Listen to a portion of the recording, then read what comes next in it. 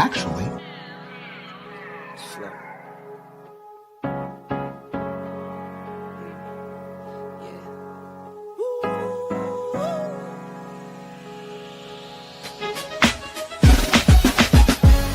Yeah, I'm watching the rise, and I wouldn't say I'm shocked, cause I'm hardly surprised. This one's for the ride, this one's for who knew I'd make it, just needed some time. This one's for my wife, could've left 1,000 times just about my side.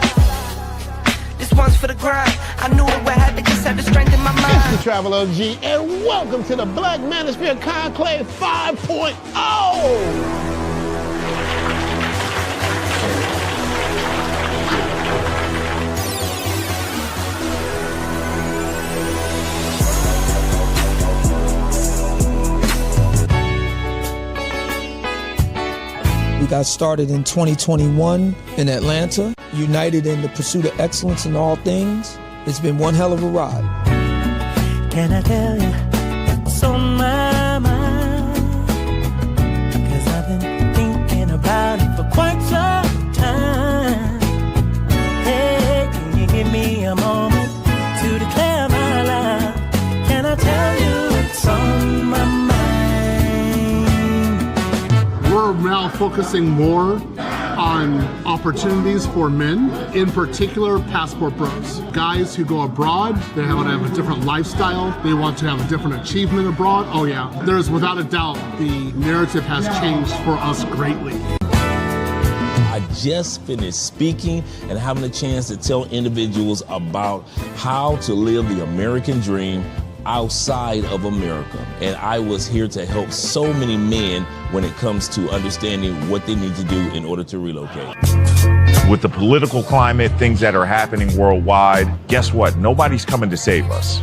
So it is indicative that we all bound together, tighten up like a fist, and strike a mighty blow against everything that's fighting to stop us, man. It's nothing but good, positive people, good, positive energy with one goal in mind, and that is to make money, get the hell out the Matrix, and enjoy your life. You dig? So shout out to all of y'all. Theme music!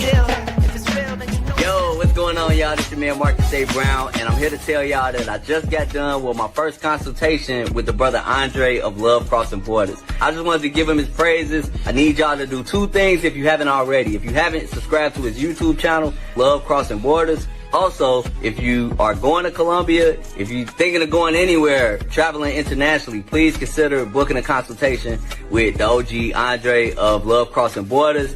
You will not be disappointed. And y'all, get in tune with him if you haven't already. Tell him MAB sent you. Peace.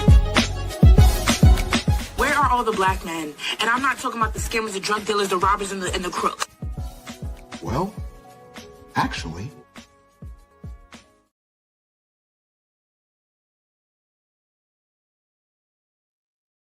There you on a Friday night with your boy Andre of Andre and Andre's Love Crossing Borders. Look like we're going to have a little bit of issues when it comes to the struggle stream. But hey, that's not going to slow us down because we got a great show topic for tonight. We got an interview tonight.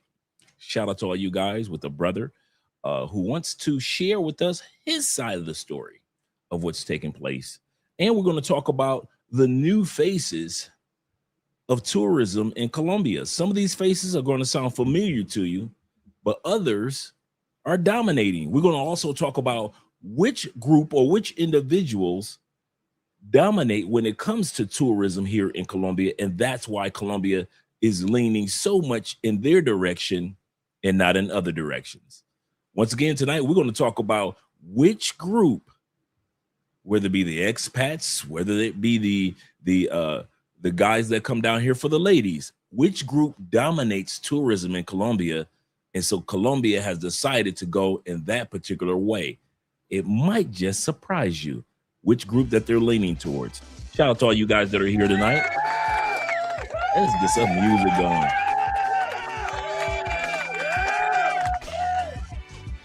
There we go.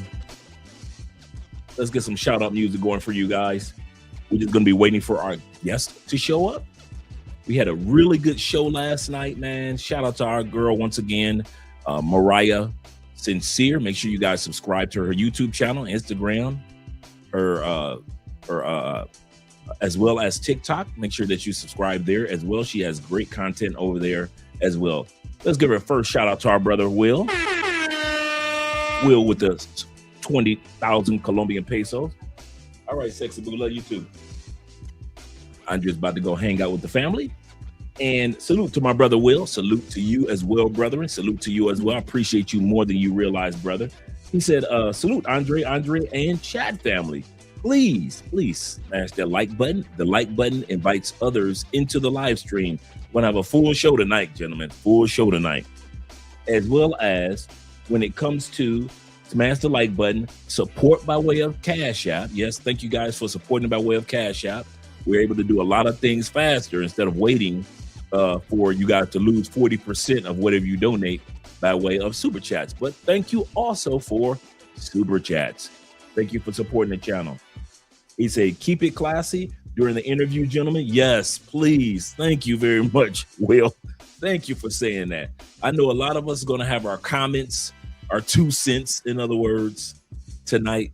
Let's be respectful to all individuals that come up on the platform. We've always done that. One thing I can say, we've tried our best to be gentlemen here on this platform. Shout out to all you guys in regards to that. Correct. Use your critical thinking and respect. Be respectful. Absolutely correct. I like how you put that, Will. I like how you put that. Yes, sir. Let's scroll back up to numero uno. We got Kenny Peoples. I just finished texting our guest to make sure that everything's going to be up to par with him. You know, he's in Las Vegas, so he's a few hours behind us. So it may take him a little while to get everything in order, but I just wanted to make sure. I have a video that he sent me from of a video. Oh, you said you're in? Let me make sure Oh, okay. You said he'll be here in 1 minute. All right, guys. While he'll be here in a moment, gentlemen, let's. I was just saying that he sent me some video clips from when he was actually in the holding unit in Medellin, along with the white T dude, the crazy white dude that was going from school to school here in Medellin, and then he was the one that did the death threats of the black superintendent in New York. He was fleeing from the United States. Fled from the United States, if you will, came down to Medellin, threatening schools and children down here in Medellin. They caught him, and my brother Capo was in the same holding cell with this crazy dude. So we got video footage. So you know your boy Dre, king of the receipts. Shout out to him. He said, let me get my last bag of popcorn. Get my last bag of popcorn. Yeah, you're gonna need a big bowl tonight, gentlemen. You're gonna need a big bowl of popcorn tonight because it's gonna get crazy. We got 30 people in the building. Shout out to all you guys that are here. Appreciate you being here. Should have saved the last bag of popcorn for Obi-Land. But we got Obi-Land coming up next week as well. He said just ahead on eats the last bag of popcorn, so forth and so forth. Shout out to my brother Kenny. Shout out to David Dice being in the building. Salute to you. I got just enough time to give a shout out, so I can't read what everybody is saying, but I got enough time to give a shout out to you, gentlemen. Shout out to my brother Don, aka Don JP in the building, as well as my brother, the Southern Vegan, LJ, that is. Shout out to you being here, brethren. Appreciate you guys. Once again, shout out to my brother Will being here, supporting by way of PayPal already with the $5 love. Appreciate that, brother. Really appreciate that each day, each time, as well as we appreciate our brother Kevin King being in the building. Yes, sir. Greetings, Andre, and everyone in the chat. Shout out to my man Delwyn in the building. Hey, Justin, we're about to have a good one tonight, brother. We're about to have a good one tonight. Yes, sir. We're going to let a brother clear some things so we'll all know the truth about what took place and some of the things that may have come to mind for him. So, yeah, definitely. And if you guys have any questions, make sure you put it in the comment, put it in the chats so we can get to them. All right. My brother's here already. Shout out to the last person I'm going to give a shout. I'm going to do 3 more shout outs. because my brother has just gotten here, and I just want to get to him. I don't want to hold his day up. It is still daytime where he is in the wonderful city of my Raiders. Shout out to my Raiders, Las Vegas. Yes, sir. Yes, sir. He said, yo, Dre, Mr. and Mrs. Spence, good afternoon. Shout out to you, Jay Kaysen. And IMF is in the building. And the last person I'm going to give a shout out to, and blame it on my head, now my heart, is my brother, Charles. They're in Mexico. Shout out to Charles. But the last shout out I'm giving is to all you guys that are here for this particular live stream. We appreciate you gentlemen being here. And we appreciate you guys being, just like Will said, make sure we keep our comments respectful. We have 2 cents to share. Okay, cool. But make sure that you always be respectful with any guest here. And one thing I can say about this channel, we have always held that to our chest, man, being respectful to each other. In other words, like AMSM, a man supporting men. Shout out to all you guys here.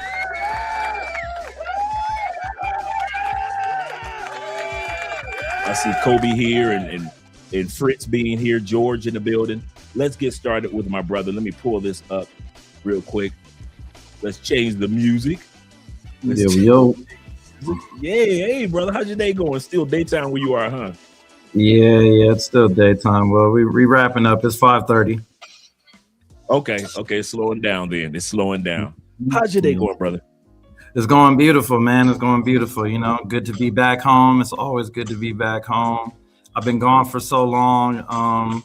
You know, at the end of the day, I'm always happy to have an excuse to come to Las Vegas. You know, being deported isn't that bad when you're going to Las Vegas. You know, it's like, oh no, Las Vegas. I'll take that. To Vegas. Oh, no. Oh, no. Quite a few of us are going to be in your city for the Black Manosphere Conclave this September, the first weekend of September. We have the Black Manosphere, a black tech event, if you will, every year for the last 5 years. This will be year number 6 of black men coming from all over the country, really all over the world, because I'll be flying in and I'll speak there. This up and coming year is going to be the first weekend of September, like it always is, and it's going to be in Vegas. So I can't wait to do a tour of the stadium. Yeah, the stadium's beautiful.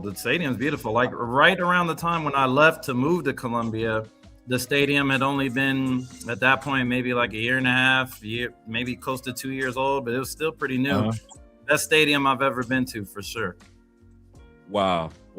I can't wait. I already know what when they do the daytime tours. So I got all that set up, and so I'm ready. I've been a Raiders fan since I was 12 years old in the 80s, man.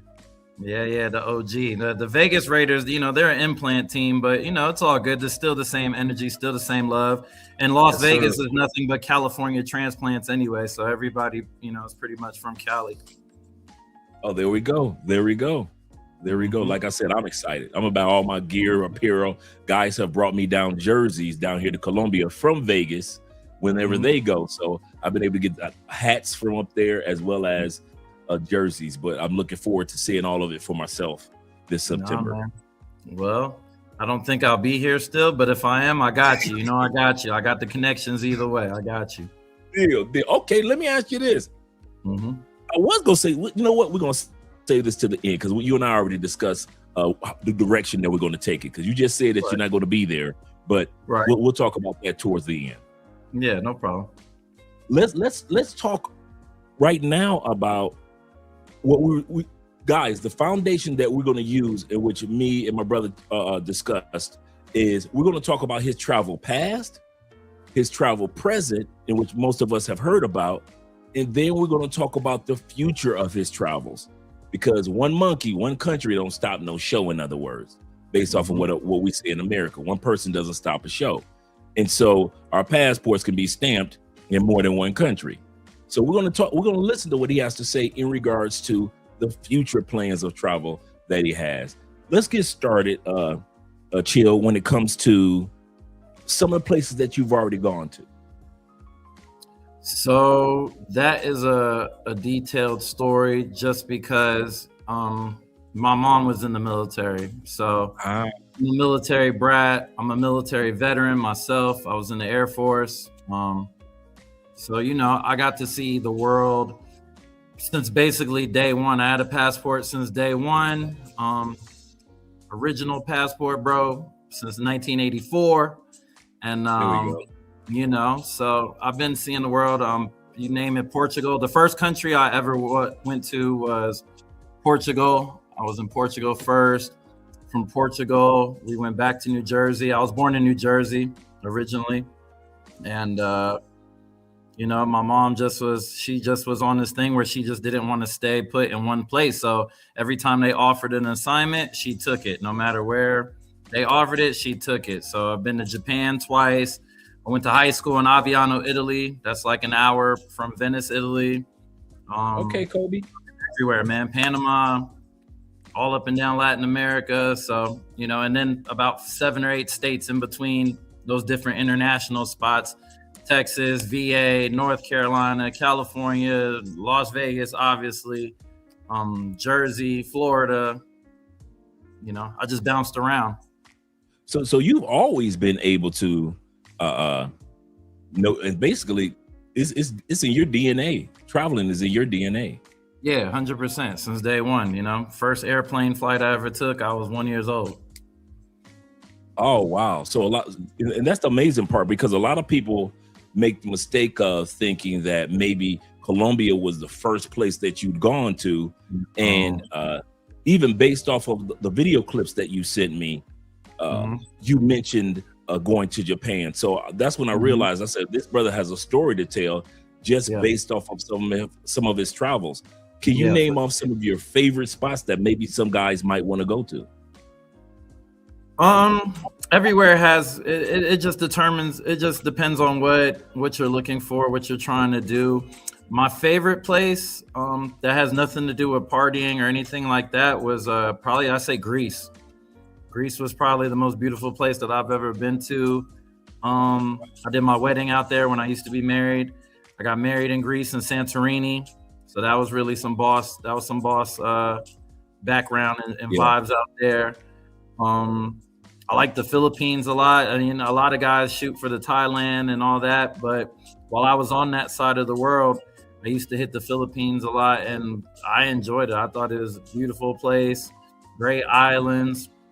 The food is incredible, and the language barrier isn't that extreme, just because, you know, in the Philippines, they do speak English also. So I liked it out there.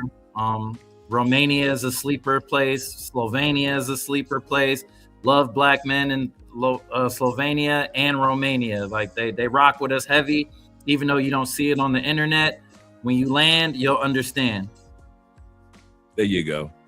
There you go. Let me ask you this, because what I'm trying to do is lay a foundation so guys will understand who you are, because we all basically know you from your informative content on social media. So a lot of guys don't know this side of you, as far as like, wait a minute, this is not my first rodeo, gentlemen. I've been doing this.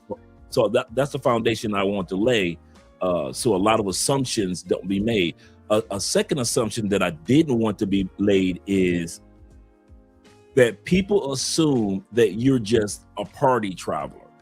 And that's another reason why I wanted you to not only come on when you reached out to me, and I appreciate that.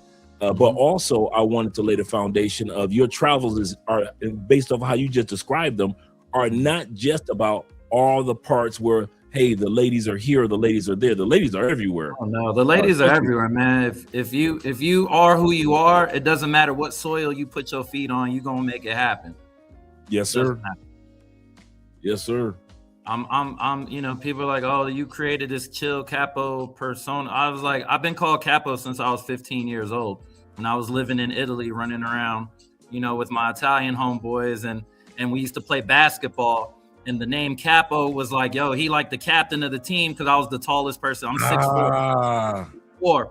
So playing in the street, I used to play street ball, and I played for my school. So in my neighborhood, I used to play against, you know, a bunch of 6'7", 6'8", 6'5", you know, teenagers. Europeans are really tall by nature. So, you know, I used to be the youngest guy on the team, but you know, they trusted my aggression and my American style of playing ball. And they was like, yo, Capo, you like the Capo de tutti capo, like in Italian, the boss of bosses, you know what I mean? So I've had that name since I was 15 years old. It wasn't I came to Colombia and created this persona. Somebody had said to me in one of my comments, don't you think Capo is the worst name to choose if you're starting a life in Colombia? And I said, do you change your name every time you change cities or locations?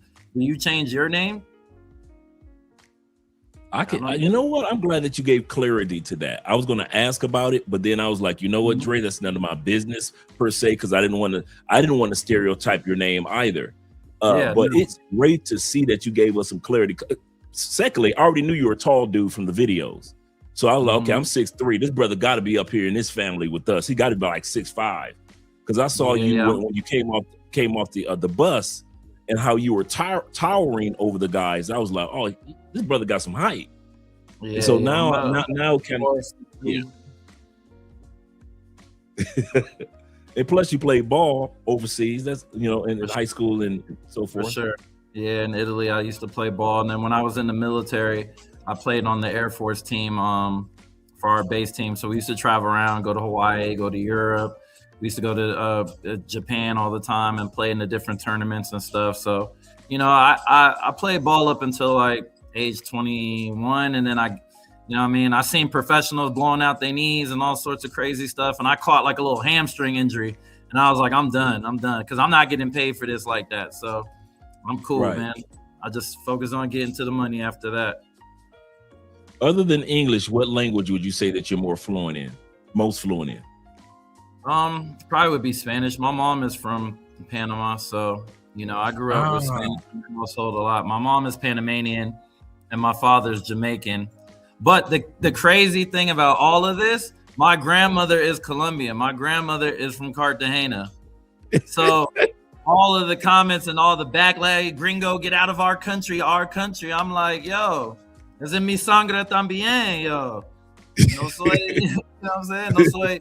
No soy gringo. You know what I mean? Right. Got this shit in my blood, man. It's in my blood. They judging and they don't understand. I look just like them. I look just like the costeños and everybody on the coast. I got the chinky eyes. That's how I got the chinky eyes. Everybody in Panama, they got the little chinky eyes because the Panama Canal. Obviously, the Asians going through the Panama Canal. It makes sense. It all starts to add up. So Absolutely. Everybody always say you're not really black. Are you black? Like, what are you? Are you half Asian? What are you? And I'm like, I'm Afro. I see that. And since one of my closest friends in the States is Panamanian. His family is first generation to the States, and you got that same complexion that he got too. That same kind of like red undertone in your complexion compared to the average brother in the States. So I know exactly what you're talking about. Yep. Yes, sir. Yes, sir. My brother Will says this about the Eastern Bloc. He said the Eastern Bloc countries love black men. He said he speaks facts. Eastern European and lots of foreign Hungary. Let's not forget Hungary. Yeah, my ex-wife was Romanian, you know what I mean? So I used to go to Romania all the time, Bucharest, Pitești, the Black Sea, I did it all. It was love out there, man. I'm glad my wife was close by because it was love, man. Everywhere I went, they were showing, they didn't know if I was an NBA player or rapper. They just see me walk in with my wife and, her 3 sisters, and they're like, oh, whoever he is, give him the best table, give him whatever he wants. It was always love out there. So I was like, man, if it's a little bit too cold for me, but if things didn't work out, Eastern Europe got some spots I wouldn't mind laying my head. For example, give me countries that you kind of thought about. Romania and another one. Romania is good.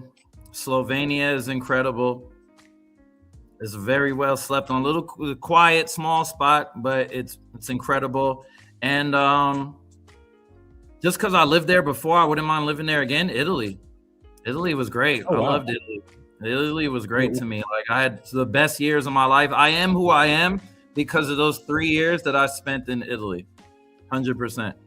Wow, that's what Kobe Bryant said. All his friends were in. He said, all my true best friends are in Italy, not the States. He said, I appreciate the States. He said, but my real friendship and my real childhood is in Italy. My wife's family, my wife has a lot of family from Colombia that moved to Italy. And so we went to Spain and France and UK and a couple other countries a couple years ago. But next year we're heading to Italy for a while. Wow, Italy's great. Northern Italy or Southern Italy? Northern. They're up there in the cold. Yeah. I was in the north. I don't know. I like Southern Italy. Southern Italy is a vibe. Like that's more. It's kind of like if Northern Italy is Medellin, Southern Italy is Cartagena and Cali. Yeah, and that's kind of how I took it with Italy and Spain, because I'm coming from Florida, so I ain't trying to be up north in the cold. I'm born and raised in Detroit, so once I got out the snow, I ain't trying to go back to the cold like that. I'll visit, because it was close to because her family is close to where you can get to Switzerland and you can get to Germany, like that. That's how close up north they really are. Right. And but I was examining, like, what if we lived in Italy or in Spain? And I'm looking in the, like you said, in the south, because it's warmer and it does have a different type of vibe and the energy about it compared to northern Italy. 100%. I definitely like the weather better in the south. It's definitely a little bit warmer. Get a little bit of light snow up north, but nothing crazy. But still, it's just cold enough that it's like, yeah, right. If I have a choice, I'm going with the heat all day long. Same thing with Portugal. I was looking at southern Portugal while everybody else was like Lisbon. I'm like, but I know it has its chill moments like Bogota. And so I'm like, let me see what southern Portugal is like compared to, the mid or the northern parts of Portugal. Some areas are just cool to visit, not necessarily to relocate. What brought you to Colombia? Let me ask you that. Or was Colombia not your first South American country? Maybe it was a different one. No, like I said, I've been to Panama when I was younger, coming to see my family. I never really got to connect with my Colombian family members, but we had spoken through like cousins and stuff like that before, communicated, but never got to actually link with them. What initially brought me to Colombia was I went to Cabo for my birthday, for my 35th birthday. I think it was my 35th birthday. Went to Cabo, group of friends, and we just spent a ridiculous amount of money. And granted, it was a great time, had a good time. We brought some lady friends with us from Vegas and LA, and, we all just kicked it in a mansion, and, it was all good. It was good, classic, birthday vibes in Mexico, nothing wrong with it. But we were just like, man, for the money that we spent, I don't know. I don't know if Mexico is it. Like the next birthday got to be somewhere else. So my other friend, it was his birthday the following month, this February. We're in February. I was born in January. So he was like, hey, bro, like, let's just go to Colombia. And I was like, okay, why not? I never really heard nothing much about it. I knew I had some family ties out there, but it wasn't really on my radar of like to do right after Mexico. But he just insisted, and he came with me to Mexico. So I'm like, shit, I'll return the favor. Let's do Colombia. And he was like, Cartagena or Medellin? I'm like, man, I feel like everybody only talks about Cartagena. I never see nobody talk about Medellin. So let's go to Medellin and let's see what the hype about. We like Narcos and all that stuff. Let's go see if it's really like that. Let's go see if it's like that, because Narcos held us down all through COVID. So I was I'll see if it's still like that or not. So we went, stayed for a week, had an incredible week. Made a lot of good connections out there. I was like, man, there's something to that. So I came back to Vegas after probably like 2 weeks in Vegas. I was like, man, I miss Colombia. My boy called familiar. My boy called me up and he's like, oh, when you think about going back anytime soon? I'm like, man, we could go back tomorrow. It don't matter to me. Like the week wasn't enough. We can go back tomorrow. It ain't nothing. Copa Airlines, baby. I'm a gold status member. Let's run it. I kid you not, man. I told dudes, man, when I got back after crying on the plane, mind you, and I'm going back to Tampa. I'm going back like you, going back to a really nice city. And man, I'm sitting up there. I told guys the other day, I sat back and I was plotting I didn't want to talk to nobody. I didn't want to be bothered with anybody. I spent my time plotting for my next trip back to Colombia. And I've been to a lot of countries, but it was the first country that I sat back and I said, yeah, let me get ready to head back real quick as soon as possible. I've been to a lot of places. I think I use this app called BEN, BEEN, and you can, you know, put in all the places that you've been and traveled to. And according to BEN, I've seen 23% of the world. Wow. So I'm like, damn, that's pretty good. That's pretty cool, you know, but there's more out there. So at that point, Colombia wasn't on the list. So I was like, let's do it again. And this was the first time that I went somewhere internationally, and it didn't occur to me like, oh, I should wait, you know, for 6 months next year. Let's go back there again next year. I said, nah, there is no next year. What we doing now? What are we doing next week, next month? Like I'm ready, because I work remote. So it doesn't matter where I am. Ultimately, like, as long as I can open my phone and my computer, that's my office. I love it. I try to tell guys about the value of working remote business, remote opportunities. A lot of us are in cloud engineering classes. Shout out to our brother Theo Wolf and all the guys that are taking their classes now to get their engineering, cloud engineering certifications and get hired for online job opportunities. You are absolutely correct. As long as you're working remote or have a remote business or something that's established, you can live in just about any part of the world as long as they got good Wi-Fi. For sure. As long as you got good Wi-Fi, man, you're going to make it work. That is so true. Okay, so you came to Colombia and you came back. When was it that you decided, you know what, I think I want to stay here a little while? So initially, the first trip was 1 week. A month later, the second trip was 2 weeks. I took 2 months back in Vegas, was just working. I own a media page, Las Vegas Scoop. It's a big media page in Las Vegas, the TMZ of Las Vegas, similar to what you see, what you see in Medellin, and we'll get into that later, I'm sure. But so I was locking in a couple of big deals with that situation, so I couldn't really leave and be gone. I had a lot of sponsorship meetings, stuff like that. But in the back of my mind, I'm like, I got to get back to Medellin. I got to get back to that. I got to get back to it. You know, I'm like, there's something there. I don't know what it is, but I see a lot of open lanes. I see a lot of opportunities. I see a lot of business that can be conducted there, because Medellin is 15 years in the past. True. Give or take. It's about 15 years in the past when it comes to a lot of different industries and a lot of different aspects. So if I'm from 15 years in the future, what is it that I know that I can do or provide that isn't currently already happening in the city?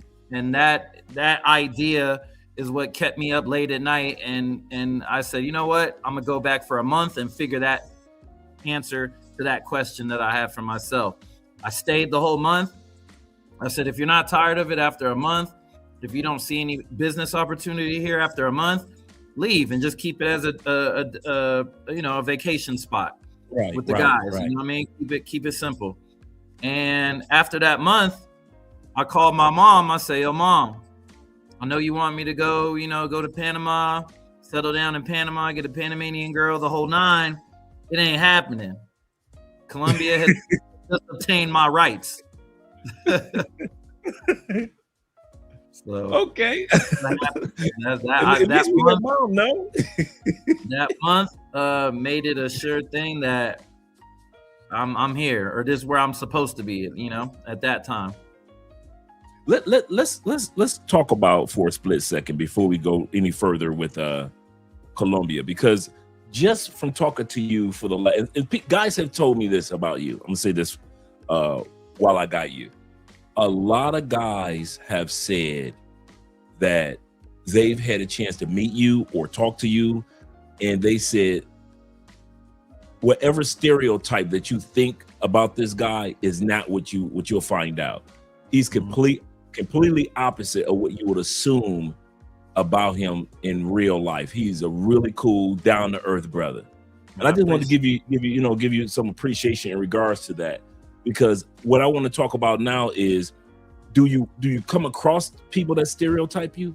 I mean, I understand in this segment and moment of time, people are stereotyping you, but is it commonplace in Colombia since you've been here, or even anywhere else, that people assume one thing about you, and then when they get to know you, you're completely opposite of what they think? Oh yeah, that's literally every person that I've come into contact with, that if they met me through the internet or social media, their perception and their idea, because everything on social media, you know, I am who I am, but the social media is like a curated version of me. You know, there's Capo and then there's Steve, you know, so when you meet me in person, you're having a conversation with Steve right now. You know, you're not talking to Capo, chill Capo. You know, this is Steve talking to you guys, Andre, and the internet. So that's why a lot of people misinterpret what they see online about me, my energy, how, you know, confidence is sometimes misconfused for arrogance, you know, and I've been around the world. I've you know, been with people with money, and I've slept on the floor in certain situations. You know, I know what it's like to ride in $1 million car, and I know what it's like to sleep on a concrete floor with roaches. You know, I've had both situations happen to me multiple times in life, and so knowing that you can go from here to here, and that kind of just keeps you with a level balance, you know, because you never can get too high off the winds, and you can't get too low off the lows, you know. True. That is so true. That's how it's kind of funny that you would say that, because that's how I try to live my life, with that same mantra of, you know, if things going great, okay, cool, I appreciate it. But if things are going bad, I only know that's a season in time, so I'm not going to really let it throw me off. And so I understand exactly where you're coming from in regards to that. And let's get back to talking about Colombia. So you came to Colombia. When was it that made you say, okay, Mom, I think I found my spot? When was that? 2022, 2023? 23. I made the jump. March 2023. I made the jump. I stayed all of February. Right after my birthday. And I was like, man, there's no point in coming back. So I was having friends in Vegas that were coming to visit, just bring me a suitcase. Like, yo, go to my house, grab some more stuff out my closet, grab this, grab that. Bring that with you when you down here, and I got a beer for you. So all my friends were like, all right, cool. 4 or 5 friends flying in. Everybody bring an extra bag. Appreciate you. I got you on the beers, whatever you need. Dinner on me tonight. And they brought a suitcase one by one. And, you know, so little by little, I just slowly migrated my things from Las Vegas. The important thing is I'm in my house right now that I had. I never sold my house. I still have my property. It's a beautiful property, 4 bedrooms, garage, pool, jacuzzi. I didn't get sent back to Africa. I didn't get sent back to any struggle. You know what I mean? I was successful here. A lot of the misconception is that people come to Colombia because they couldn't hack it in America. They wasn't good in America. They weren't doing what they do here that they didn't. I did it bigger and better in Las Vegas. You know what I mean? So that's all. That narrative has always just been a narrative that irritated me, hearing like, oh, you had to come here to get girls. You had to come here to live a better life. You had to come. They don't know, man. You don't know. I agree with you 100%. They don't know. 100%. And I often say, and on this show, when they try to sit back and try to say, well, you were losers back home, so y'all couldn't get ladies, I say no. The problem with American women is we can get sex and sexuality, but then you ask for any other qualities, you can't get it. That's what caused men to start traveling. We could get sex, we could get sexuality, as her putting on skimpy outfits and competing with other chicks. But when it came to true indoor domestic qualities that we were looking for, it's not commonplace in our country. So we can get all the sex we wanted. And so I think the misconception that American women try to sell to foreign women, that we couldn't get them, we couldn't get them at all. And that's far from the truth. I'm running through them state to state. I'm all in San Francisco running through them, Atlanta. I'm everywhere. Be more, Tampa, Miami, all up in the D, all in Cleveland. I'm running through them, especially because I rode motorcycles back in the day. So I'm going to all these bike events across the country as well, South Myrtle Beach. And so I'm just like you. I never liked that stereotype that women from the States threw out there to the rest of the world. Those guys are losers, and they don't have this and they don't have that. Well, in order for us to be able to travel the way that we do, we'd have to have certain things in order anyway. But we don't care because we're not dating those ladies anyway, and that's the main reason why they're upset. Let's go back. Go ahead, brother. No, that's definitely part of it. Everybody wants what they can't have, and when they can't have it, they got to discourage and disrespect and throw dirt on it because nobody wanted them. Yeah, and so for all you guys that are here, shout out to all you guys that are here. Shout out to my brother JC on the Cash App with the $50 love. Appreciate you, brother. Appreciate you, and shout out to Will over on PayPal with the $5 love. Appreciate you as once again, Will, and shout out to all you guys over in the Cash App. I mean the Super Chats. Appreciate you guys. I'll be getting to the Super Chats this evening. We got our brother Chill Capo, captain of the basketball team. He was doing it like that in Italy. Yes, sir. We got him here giving his perspective. I am glad one thing that we've gotten a foundation of who he actually is as a traveler.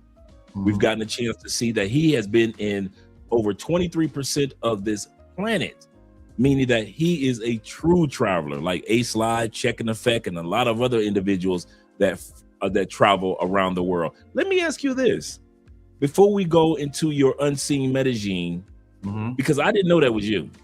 I'm That's watching. Do you know I did not know that was you until you left? I had subscribed to Unseen Medellin a while back, and a lot of times my Medellin news comes through Unseen Medellin.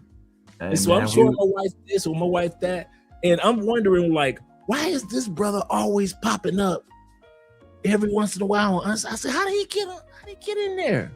I said, he always on Unseen Medellin, because it'll be like 4 or 5 news headlines, and then you'll do one, and then it'll be 4 or 5 news headlines, and then you'll do one. I'm like, how's this brother able to? I did not know that was you. That was very, very informative, bro. Kid you not. I kid you not about that one. I appreciate it, man.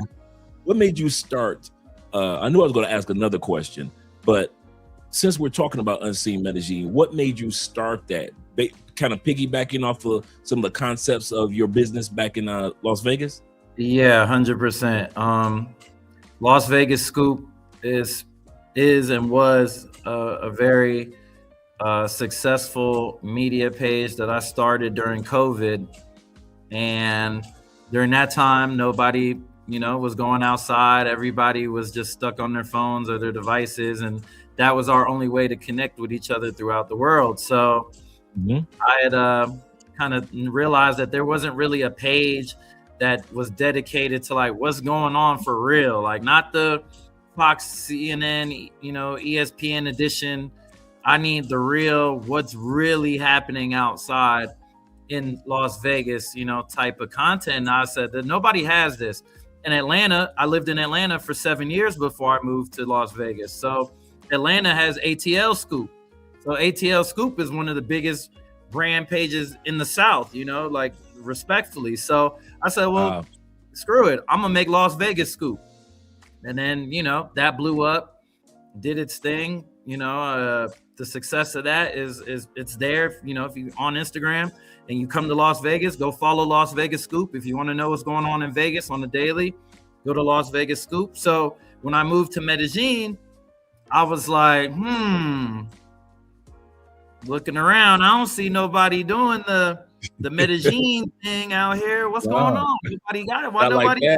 Because remember what I said, I'm looking for lanes. I'm looking for openings. I'm looking for what's not being done. Why doesn't this exist? Why doesn't this exist?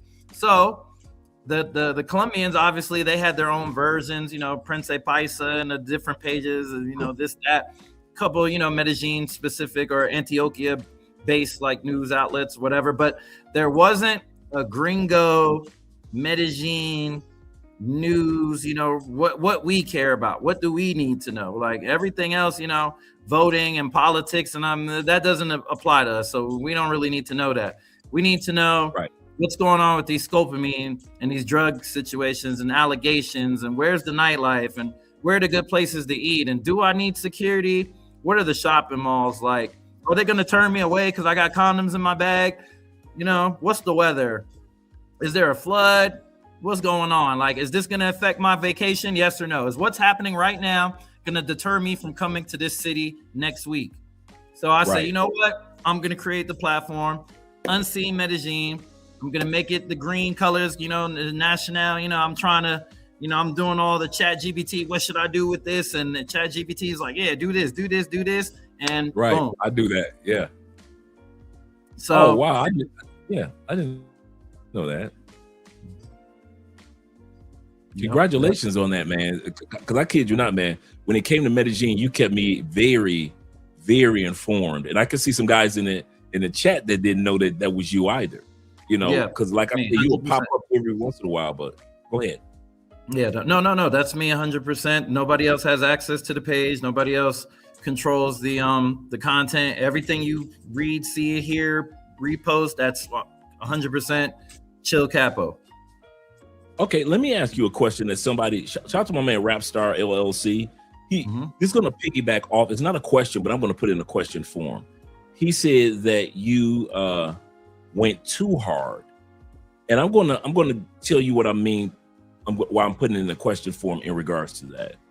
There's another YouTuber that was born and raised here. He did a short commentary on what happened to you, not in a negative sense at all.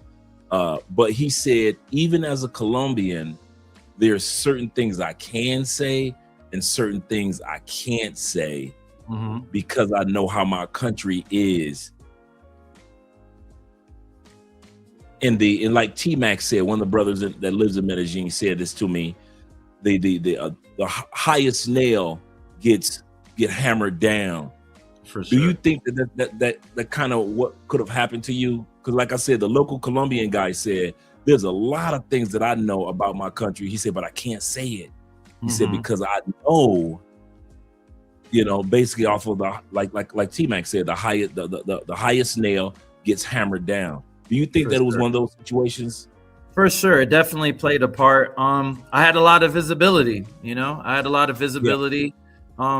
you know, not on no arrogant stuff, but I was one of the consistent voices in Medellin, you know, delivering information, content, you know, Unseen Medellin in the last 2.5 years. I don't think there's a day that I didn't post. Probably the first day I didn't post is when I got locked up. Right. That was probably the first time the page just went quiet, you know, 100%, no nothing, no activity. And it definitely played a factor into it, especially because I'm showing the reality, you know, and it's like, at the end of the day, I don't see the damage of telling people the truth about what's happening in their market. It's not necessarily a deterrent. It was more, I'm not saying, hey, you shouldn't come to Medellin because this is happening. I'm saying, no, come to Medellin, but also understand that this thing, and this thing are going to give you problems.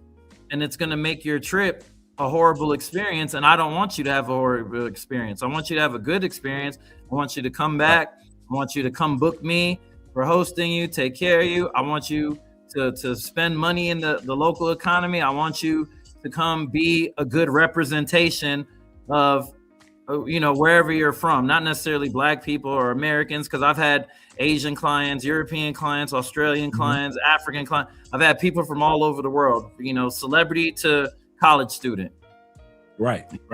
And at the end of the day, I felt like I was one of the people primarily responsible for making people feel comfortable about visiting Medellin and know that they're not going to get died, or they're not going to get kidnapped or die or shot or robbed, or it's not what you see on Netflix. That's not the reality. You know, Medellin is one of the safest places on paper compared to what most major cities in America, the murder rate and the senseless crime. You know, if you get shot in Colombia, you probably deserved it. Repeat yourself, brother. Say that one again for the back of the church, please.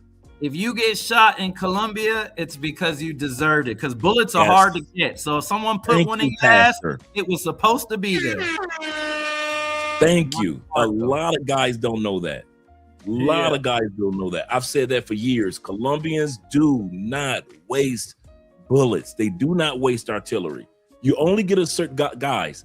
You only, even if you do go through the training, which the military puts you through, and you get your license, you only are allowed to have a certain amount of artillery per year.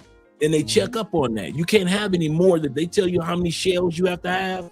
Those are the only amount of shells that you can get. So when we say Colombians do not waste artillery because they only get a certain amount a year, he is 100% correct. And also, if you get got with some artillery, usually there's a story behind it. I've said that for years. Usually there's a story like she cheated or she got caught doing this. That's why Colombians, when something happens to a Colombiana, they be like, well, what'd she do? Why? Because Colombians do not waste artillery. That is 100% correct. No, you definitely earned that bullet. There's nowhere to go buy more. You know, it's not like America where you could just go do your thing, and it doesn't work like that at all. But you know, not at all. Not at all. Not at all. And that's what makes it, like you said, that makes it a little safer compared to, you know, where I'm from, Detroit. You know, they gonna take what you got, and they still gonna be, you know, put one of them hot balls in you. So you ain't try to deal with that mess anymore. I've yet to hear of a drive-by shooting in Colombia ever.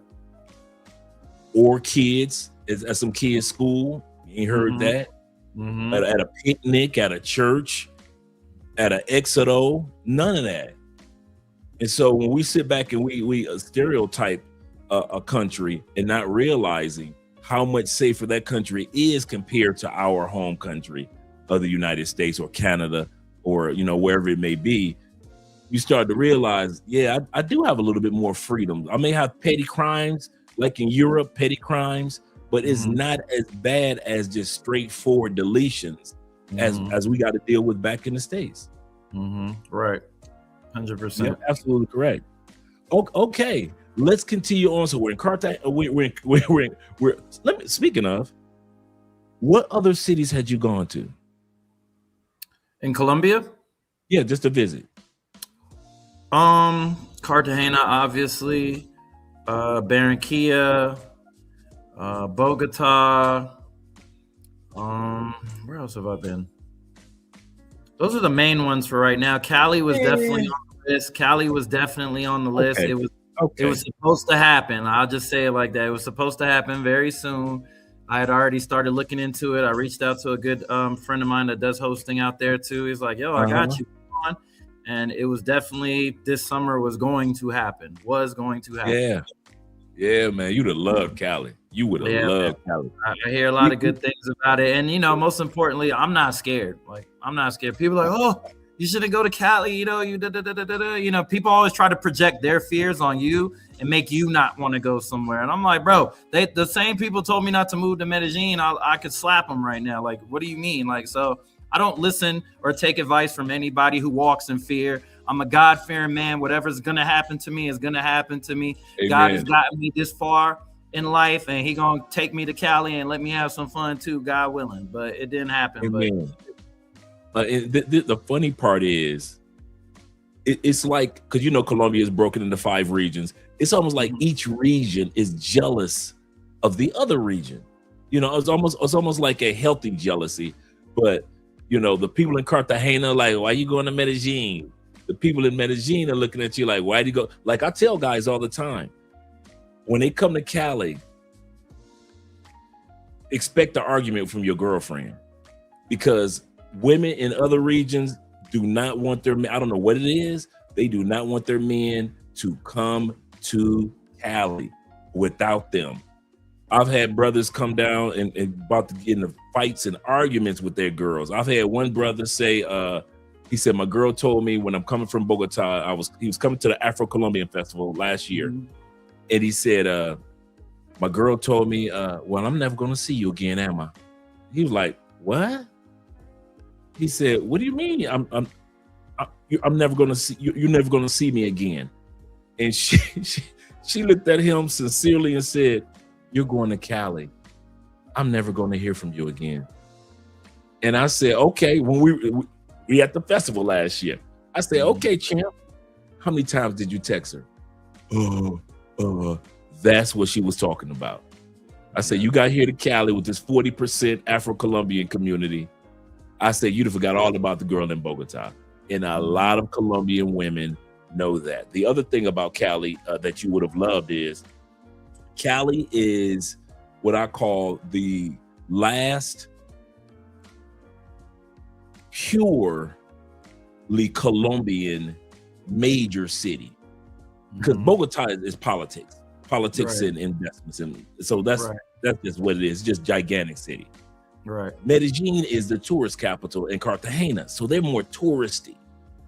Cali, the third largest city, is still old school Colombia with a modern twist to it.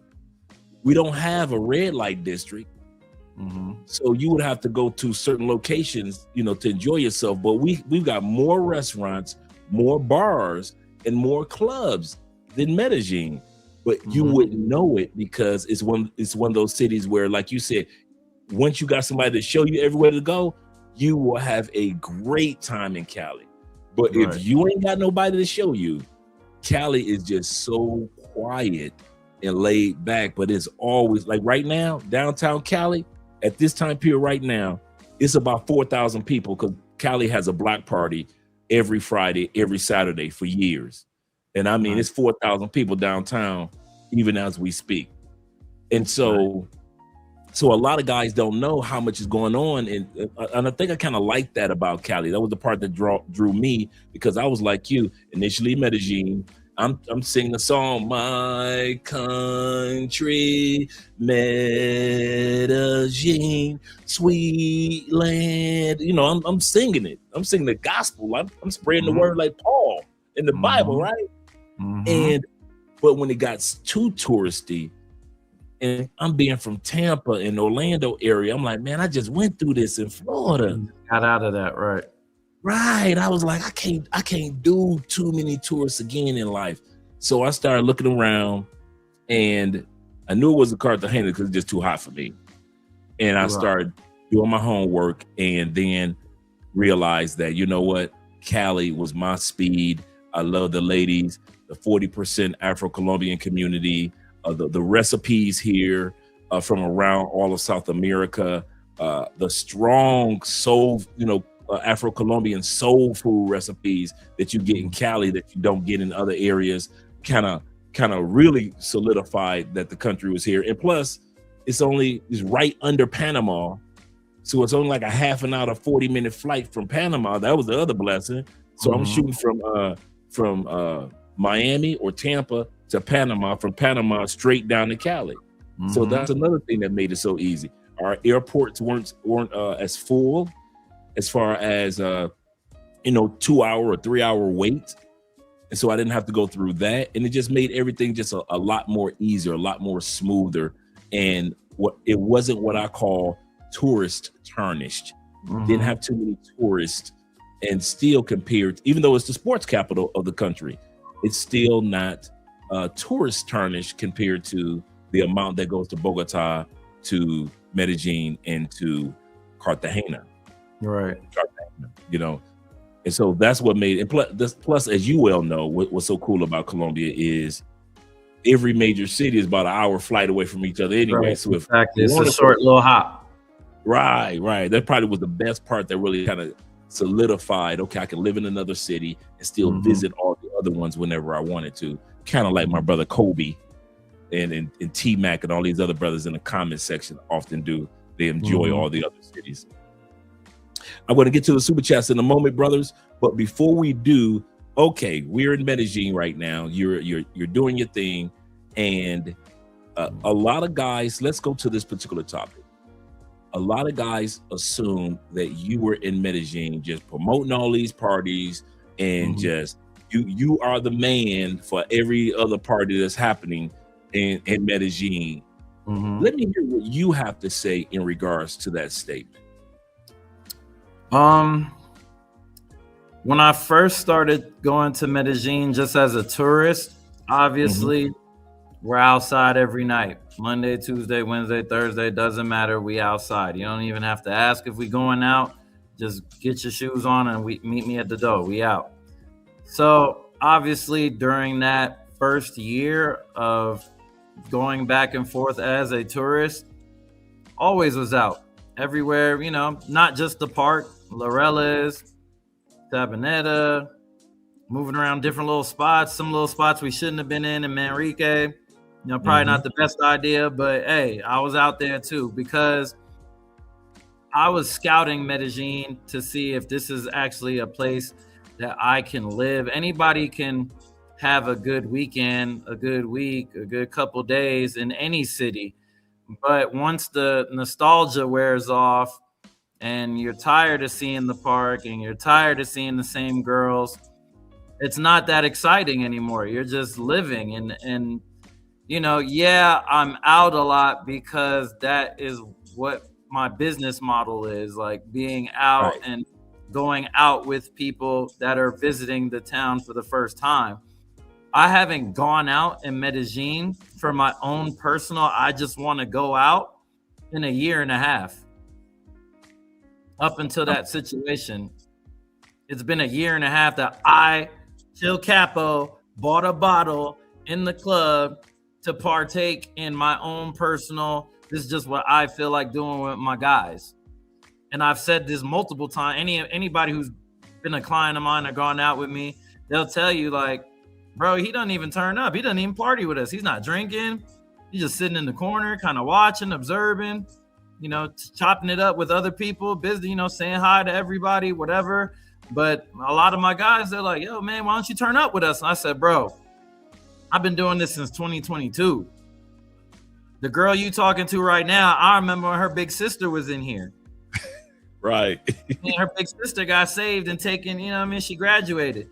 Little sis is still here. But I remember when her big sister was here. And in some cases, I remember when her mama was in here. Dang. So that doesn't really, you know, it's cool. It's there. Yeah. But I've been dating the same woman for the last 3 years. I've had the same woman for the last 3 years. A lot of guys don't know that you solidified. Yeah, like I got my shorty, she comes, stay with me, cook, clean, whatever. It's all love, doesn't give me no stress, no headaches, not as much, you know, all women give stress and headaches, but you know, she was to the minimum, you know what I mean? We had a good thing, you know, and so I was cool. I was content with my woman. Like I don't have to be out in the streets, you know, because ultimately them girls in the streets don't give a shit about you, fam. Like you just another lick. You just a lick. No matter what she tells you, she does not give two shits about you. When I got deported, only 2 women cried. My best friend and my woman. That was it. Yeah. It is what it is. Hey, I agree with you. I kid you not.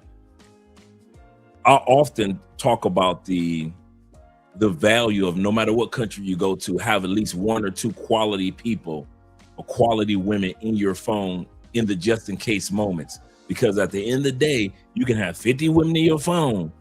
And if you ain't got 1 that's quality or 2 that's quality, just in case of emergencies, you stuck, because you're right. Most of them do not care about you. Before we continue on, I want to give a shout out to my brother T-Mac with the $10 love over on the Cash App. Appreciate you, brother. I really do. Shout out to you, Medellin men out there, as well as my brother Rap Star, showing love with the $10 love. Appreciate you, brother, for being here as well. Appreciate you. He said tuition for the interview with our brother Chio Capo. Appreciate you, brother. Let's go to the super chats real quick, and then we're gonna come back to your interview. And my man Johnny says this. Shout out to Johnny being in the building. He said, props are due. I appreciate that, man. And props to my brother Chill, man. He is giving us insight about him that's not being told. The side of his story is not being told. And just from talking to him, his personality, hearing things about him being in solidified relationships, he's just like me. If you guys aren't in town, I ain't going out. I might go out to a cigar bar and have a beer or two. Some of you guys might show up in the bar and you'll see me and say, hey, Dre. But for the most part, I'll be there for maybe about an hour and a half, maybe 2. Might buy me a piece of fish to eat, pescado, and I'm gone.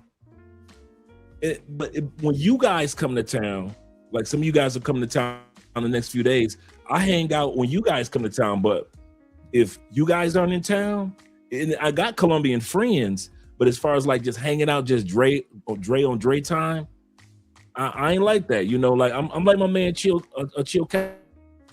A lot of guys know that I'm a Christian, and we have a church home here, and we go to church every Sunday. My wife goes to Bible study on Wednesday, so we like real old school, not these new school, but the old school Christians. And so I don't hit the streets, like when we first come to a country, you hit in the streets. But now I'm kind of like, this is my life. I've been here over almost 10 years, so. Mm-hmm. I'm the same way, brother. I just want to let you know that you are not alone as far as like how you maneuver and how you move in real life, other than what people see on videos, and they think that you popping up bottles and just a party guy every single weekend, but they don't know that those are moments in time. Right. I literally have, what do I have? Maybe I have 125 total posts on my social media, on my Instagram, 125. I've lived in Medellin for on and off, let's just call it 4 years. It's 52 weekends in a year. There would be a lot more content if that was the reality of my life every day, let's just keep it Thursday, Friday, Saturday. Let's keep it modest. You would see a lot more going on my social media if that was my consistent every day. Because when I do go out or when I do have events that are, something of business related or something, my birthday, something big, a big client, a celebrity client that's in town. All right, cool. Let's bring the camera out. Let's do something. Right. Let's make this movie tonight. And, just remind people it's been about a month since I posted anything party content. And then, I shifted from the party content to the education and, what people need to know and insight, because I'm watching all of these things happen in real time and nobody else is talking about it. Nobody's speaking from our POV of a Black American man in Medellin and what I'm seeing and what do I think, like I'm nobody at the end of the day. I'm just a dude with a cell phone, speaking my opinion, but a lot of people started listening to that way more than they cared about the party content, because that's more relatable and necessary information. You don't need to see me in the club popping 42 with hoes and all that stuff. Like, yeah, all right, cool. Like, all right, I see what it's like out there on the party vibe, but am I gonna get shot, kidnapped, robbed, stabbed? What's going on, Capo? Tell me something. Right. You know what I mean? Right. That's when I got turned on to your content. Because as you say, it was more relatable to the everyday man that was traveling or relocating or here and could keep up with what's going. If your content was just all party, it probably wouldn't have caught my attention. I probably would have noticed, okay, it's a brother down there. Okay, have fun, brothers. Be safe. And that would have been my mindset and just moved on to the next content creator. You've been scrolling, right? But because you were putting stuff out there, it was as if I was watching news clips. That's why I say I didn't even know that was you with Unseen Medellin, because I'm watching it every day. I'm scrolling through it like it's news footage, because that was my Medellin news. Right. Other than the newspapers, and the periodicals and the also the newsletters that they put out. Other than reading those, I was mainly going to your content. Like I said, I didn't know that was you, but excellent work, man. Really, really good work. I appreciate it, brother. I try to get my journalism on it, you know what I mean? With it, stay impartial, but accurate. Like that's all. I was just trying to be as accurate as possible, and that's what bothered me with my situation, because it's like I do this too. I come from this too. I know how to do this the right way. I know how to do this the sloppy way. I know how to do it the partial way. I know how to be impartial. And right now, in this time and space, I'm watching an entire country destroy me without taking the time to say, hey, let's just talk to them real quick. Let's ask them some questions. If they're worried about the language barrier, whatever, I mean, I can communicate decent enough in Spanish, but there's ways around that. There's ways around that. You can get my side of the story in print if you don't want to do it over video. There's a lot of ways that we could have did it. And I'm sure every major news publication that was posting me has at least one person that speaks English.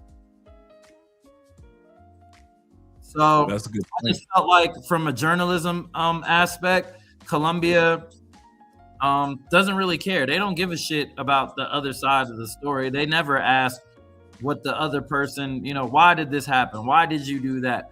Why did you say this? But there's never the,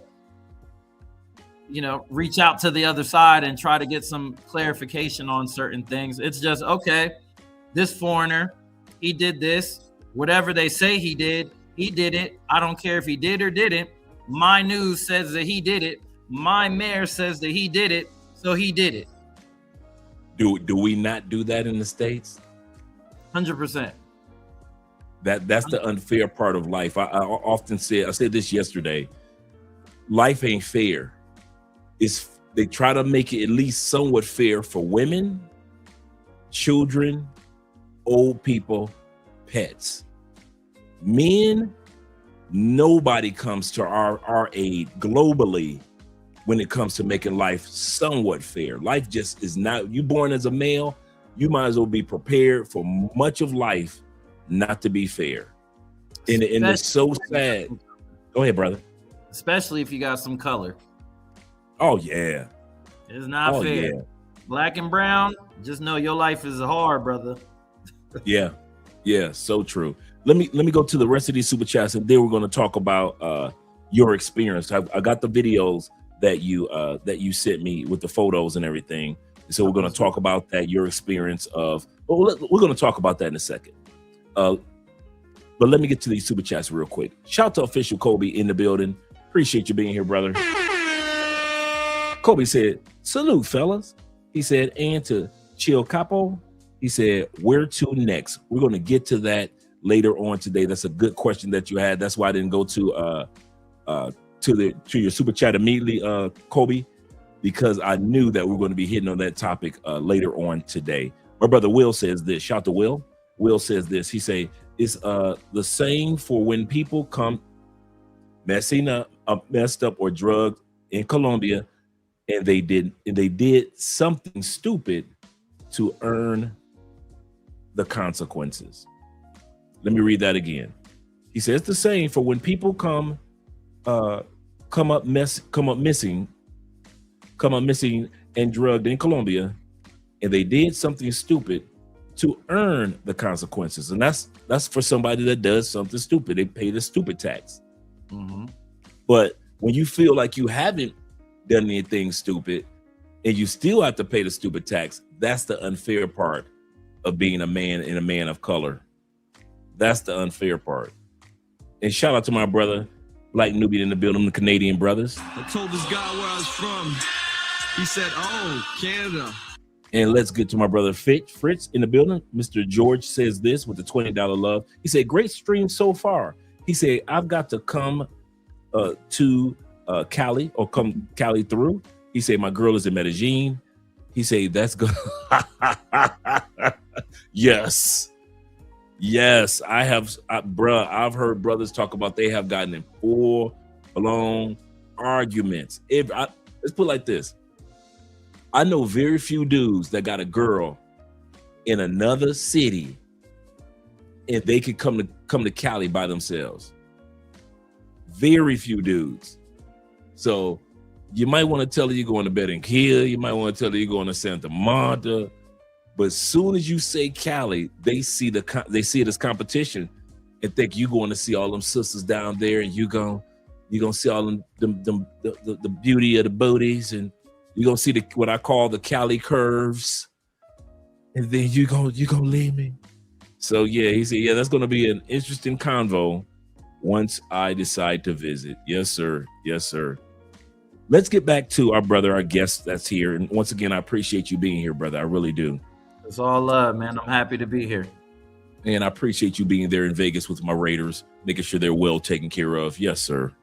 We got the first round draft pick, so we know we're going to get that quarterback from Indiana. I'm excited about that. 100%, man. 100%. Yes, We'll see sir. what happens. We'll see what happens. All right. Okay. So now let's talk about the disturbance that took place in your life. Mm-hmm. Were you at, let's get past the stereotypes of what people assume. Were you at a club? Were you at home when all this occurred? What was going on? Were you just watching Netflix? What happened? And somebody knocked on the door? What happened? I could do one better. I just sent you the video of when they grabbed me in the club. It's on your way to your WhatsApp. I don't know if you can pull up stuff real time. It's on the way to you in a moment. I just got that video yesterday. It's coming. It's loading right now. Okay. I just got this about a minute and 30-second long video, but I'll talk in the meantime until that loads to you. But basically, I was at a nightclub. I was at Gusto's nightclub in Parque Yeres.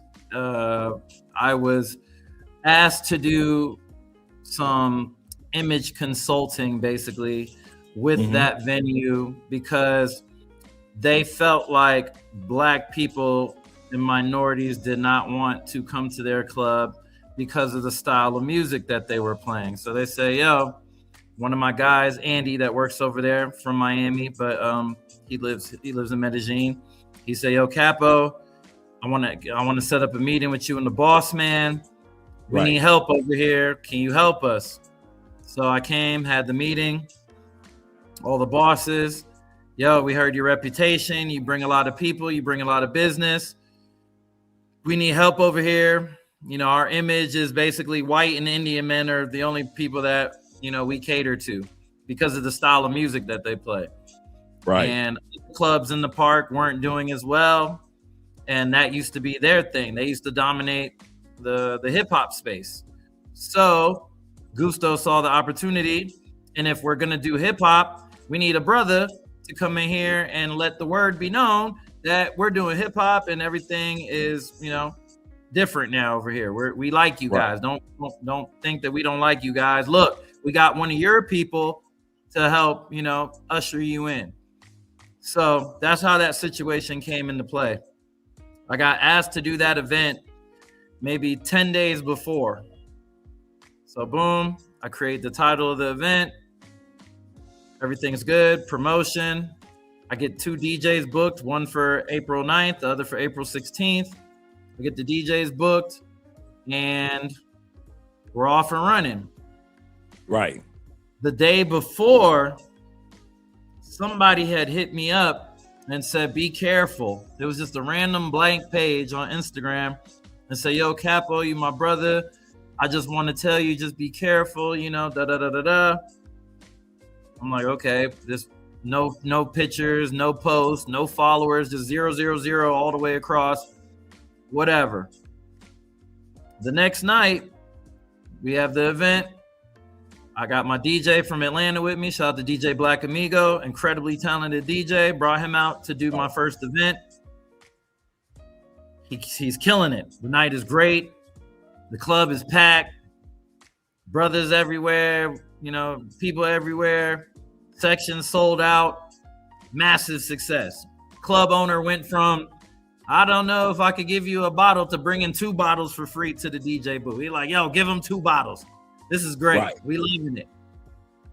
Everything's going good. I'm just sitting. Again, I'm not drinking. I'm with my business partner, my best friend. She's in the booth with me. My girl's on the way. Normal night. I turn around. I see the owner going to the back door. Looks like there's a disturbance. I'm like, maybe somebody's fighting or somebody's getting kicked out, whatever. Then I see cops. Okay, whatever. The party's jumping. Maybe somebody's hating around the corner because that business is slow. They sent the boys at us. No problem. Then I'm looking and I see immigration police. I'm like, immigration police and the police, unusual combo, especially for Gustos. Gustos is ran by them guys. If you know what I mean when I say them guys. Gustos is controlled by them guys, the same guys from La Isla. So they don't have problems with police. If every other club in the world gets shut down, Gustos is going to stay open. Right. So at the end of the day, I'm like, nothing's about to happen. It is what it is. They asked the DJ, hey, come here. Let me see your ID. Stop playing music. Come here. I'm like, yo, don't tell them nothing. Just say that you DJing for fun. Show them your ID. You're going to be okay. You just got here yesterday. Like, cool. They check him.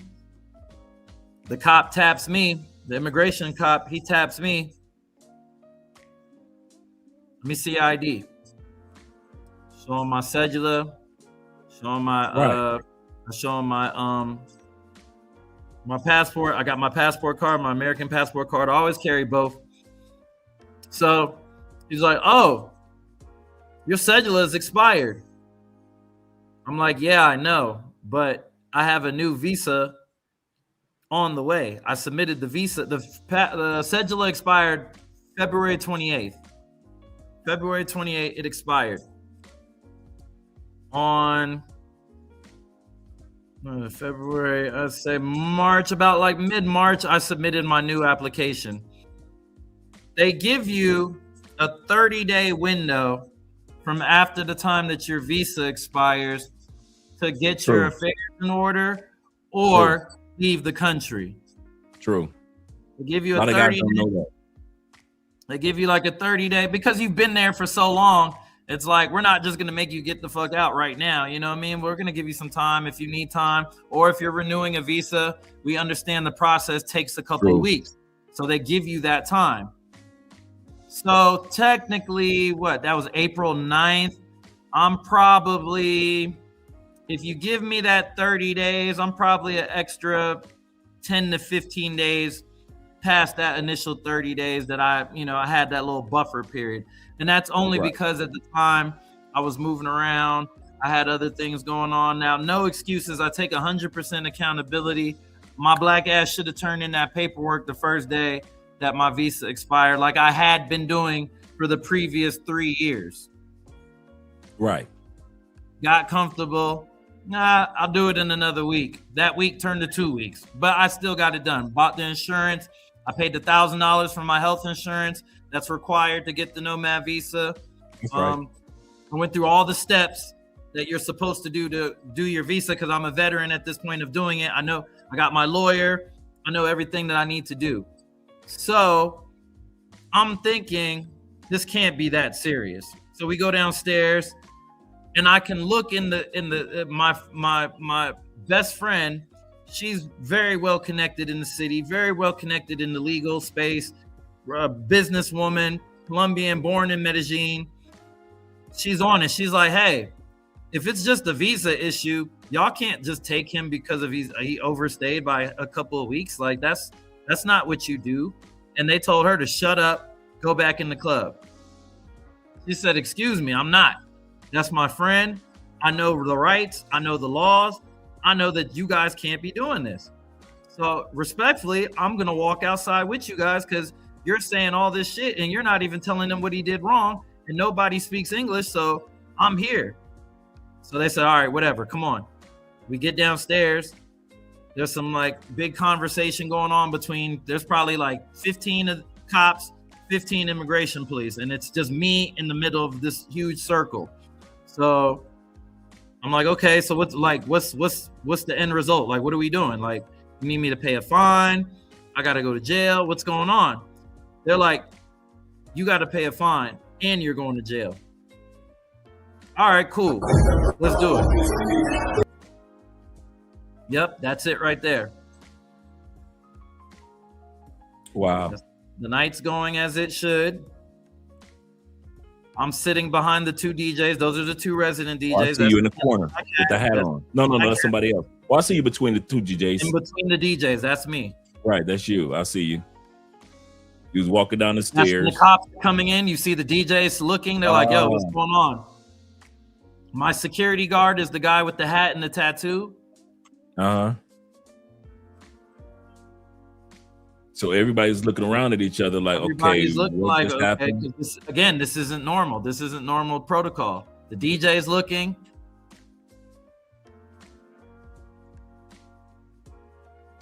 The club owner's right there to the far right. That's the club owner.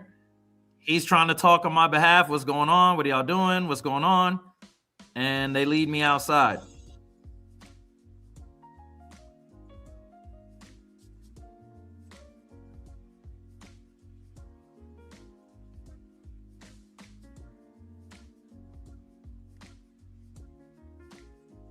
So the DJs were like, what the hell? What the hell? What was that? Right. What was it? Everyone's concerned because they're like, yo, he didn't do nothing wrong. He doesn't, he'd been working with us. This Capo, like, what did he do?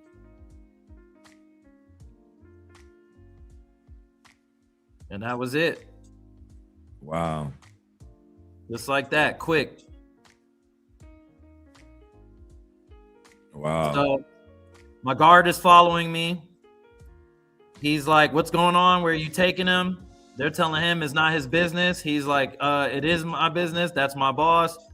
I work for him. His security safety is my job. I need to know where you're going so I can notify his lawyer, his team. So they're like, all right, we're going to Baylin. Migration, Colombia, Baylin. Other side of town. All right, cool. Get in the truck. We're in the truck. I'm calm. I'm not in handcuffs. At no point in time did they put me in handcuffs. They never read me no rights. They never told me what I couldn't do, say, can't say. They never told me what I did wrong. They just took me. Cool. Get to the jail. They bring an interpreter. She says, you're in Colombia illegally. I said, no, ma'am, I'm not. I've been here for years. I have a cedula. I have a visa in progress. The visa has already been in the process for 3 weeks now. At this point in time, it's been about 2-3 weeks. It's in progress. We don't see anything. Call my lawyer. You call him. Okay, call him. It's 2 a.m. He's not about to answer his phone at 2 a.m. Absolutely. So they're like, we don't believe you have a lawyer. We don't believe you even have a visa in progress. We believe that you've overstayed and you're going to pay a fine in the morning and then you'll be released, or we'll decide what happens to you then. Okay. So where do I sleep? There's a couch over here. What, like, y'all gonna just turn off the lights, lock me in this office? What's going on? I don't know how this goes. They're like, no, we're going outside, afuera. All right, go outside. Mind you, I'm fresh from the club. I got my jewelry on. All my jewelry is real. You know what I mean? I got but I go with my security. I'm not just wearing jewelry and moving ignorant. I got my security with me. It's not ridiculous amount of jewelry, but I know where I can and can't wear it. I did not plan on going to jail wearing $15,000 worth of diamonds. That was never in the plans. So I said, hey, will you guys hold my jewelry and lock it up with my phone that you took away and everything else? They said, no, wear it in there. All right, fuck it. I'm a big guy. I can handle myself, but I'm one man. I don't know if there's 20 people in there, 30 people, 5, 10. I don't know if they got weapons in there. It's 1, 2 in the morning on a Thursday night. They put me in the jail cell. I meet our friend Sam McVeigh. He's laying down. There's another Dominican guy. There's another Dominican guy. I see the Dominican guy. He's like, Capo. What the fuck is this? I don't know this guy. There's a random guy like, Capo. He's like, I just saw your video. I just saw your video for Gusto's tonight. I thought you was at the club. What are you doing here? Recognized me. I don't know. He recognized me. He'd been out there for a while. So that was kind of funny. That kind of made me feel a little bit better. Like, all right, they know me. Cool. It's cool. They know me up in here. Cool. And there was a Venezuelan woman in the cell with us. She was in another isolated room, but she was in there with us. And I just sat down on the floor and I was just like collecting my thoughts, like, how the fuck did this happen? Like, I just went from the club. I went from my penthouse to the club to this jail cell with, and I sent you the videos of what it looks like in there. If you want to show let's get started with that. Yeah, with you that can segment. give a visual of what that looked like. It definitely wasn't the Marriott. No, it was not. No, it was not. So let's bring this beat back. Here we go. Now this is our brother inside of the holding cell or the jail per se. And I'm going to get to the super chats in a second. Shout out to my brother Obi Land in the building. Shout out to you being here. And shout out once again, Jay. Shout out to my brother Jay Kaysen once again. Hey Jay, I don't know if you heard me give you a shout out for the $50 love over on the Cash App. Appreciate you, brother, for the donation on the Cash App and the PayPal. I'm gonna come to the super chats in a second, but we want to watch this video real quick that our brother Capo sent me earlier today. Yeah, man. Really in the jump, man, with Capo. It's the gel edition, the tour edition, you know what I mean? I got my dog with me. I'm gonna tell you something before we watch the rest of the video. Capo, man, when I did my homework on that dude, I kid you not, I forgot all about you. I'm gonna tell you that now. What you did seem, or what they accused you of, or whatever happened with you, seemed so minute. As I was doing my homework on that white tee dude, I'm like, I don't even know how he got in the country. Right. I don't know how he got. Right. That's why I did that whole episode on him, to say, wait a minute, because I'm looking at your video, the video that you showed when you guys were walking out, right? Or that they showed when you were walking out. And I'm seeing this dude with the MAGA hat on. I'm like, who the hell is that with the MAGA hat on? So I said, let me go ahead and do my homework and go down the rabbit hole with some receipts. And bruh, when I saw all the evil that he had been doing in the States, and he ran down here to Colombia and was doing even more evil, I was like, oh man, I got to do a show on this one. And I started off the show by letting guys know. I said, y'all gonna forget about whatever they're accusing Capo of by the time we get done talking about this white tee dude. And kid you not, about halfway through the show, we forgot that you was even locked up with this dude, because it was the craziness of what he did in the States and got warrants out. I'm looking like, what are we doing here? And so let's go back to the video. But I just want to let you know, man, we did our homework on that dude. So it wasn't just like it was a one-sided affair, or at least over on sure. Let's continue on. Is it playing? I mean, we political victims in here, man. We victims trying to extort us, but we ain't going for it. We gonna get out of here today, I promise you. We're getting out of here today. So that's where it looks like. That's the white dude right there. Now from looking at it from the inside outward, that's just in a regular neighborhood. It wasn't like in a. It's attached to the immigration office. They have a jail cell that's literally connected to immigration. I did not know that. You wouldn't know that because you ain't getting deported. So you're never supposed to see that side of the we getting out of here. Office. Right. Hey, baby, lawyers on the way. 2-for-1 special. Kids have a swing of understanding. We're all fucking hot, and you either have money or in Miami anyway. No furniture. I slept on my shoes, and I borrowed a blanket from Sam because he had like 3 blankets, so he let me get a blanket. I put the blanket underneath me, and I slept on top of the blanket on top of the concrete. Wow. Yeah, fuck it. Bathroom. Yeah. Just in case you guys are wondering. Yeah.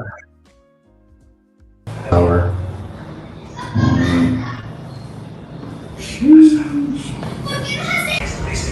At least they let a nigga have his phone. That's better than the jail in Japan. Japan, we couldn't have nothing. We couldn't kill no time. At least I got the gram. At least I got social media. Tell me, I'm hearing what I think I'm hearing. You got locked up in Japan. Yeah, Oh, but man. it was a situation. It was a situation. I was with a rapper friend. Okay. Friend, and it was, you know, it was just bad place to be at the wrong time. But it was cool. It wasn't like that serious, but Okay. it was definitely like a little 30-minute stay. Okay, cool. All right. Let's go back to the video. I can call people. That's it. You don't know how long 24 hours is until you don't have nothing but your hands. Like you're twiddling your thumbs for 24 hours, and then that shit is like. Hey, I know I did 10 years in the Fed, so I know what you're talking about as far as that initial being locked up. I was just surprised. They took my phone at night, but they gave it back to me during the day because I said, yo, everybody else has their phones, and I'm listening to one person on Netflix, the other person watching sports.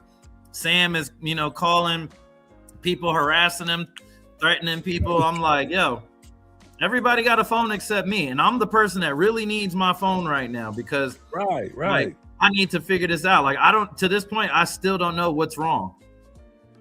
Let me ask you this, and not to interrupt what you were saying. Whatever happened to your DJ? Because I know he's wondering, like, what happened? Where did he go? He's trying to do, do his thing and entertain the crowd.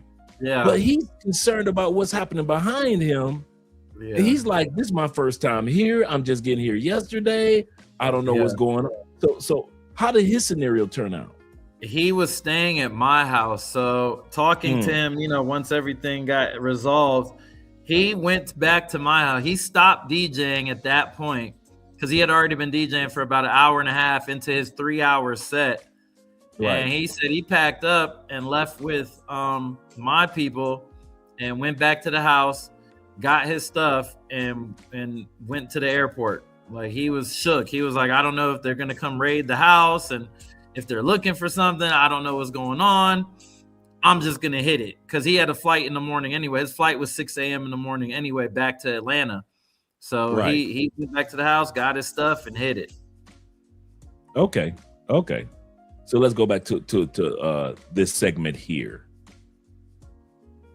Because that jail did not look like a fun place at all. It was not Orlando Disney authorized. Yeah, it wasn't cozy at all.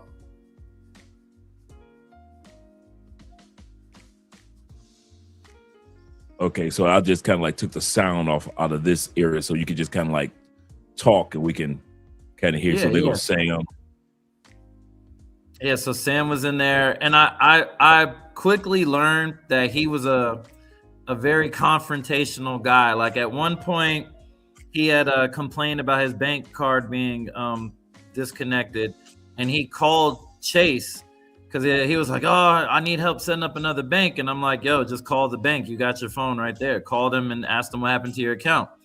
So he calls, and he's getting frustrated with the girl, and he's like, where are you? Are you in the fucking Philippines? Are you in Vietnam? Where are you? Like, you know what?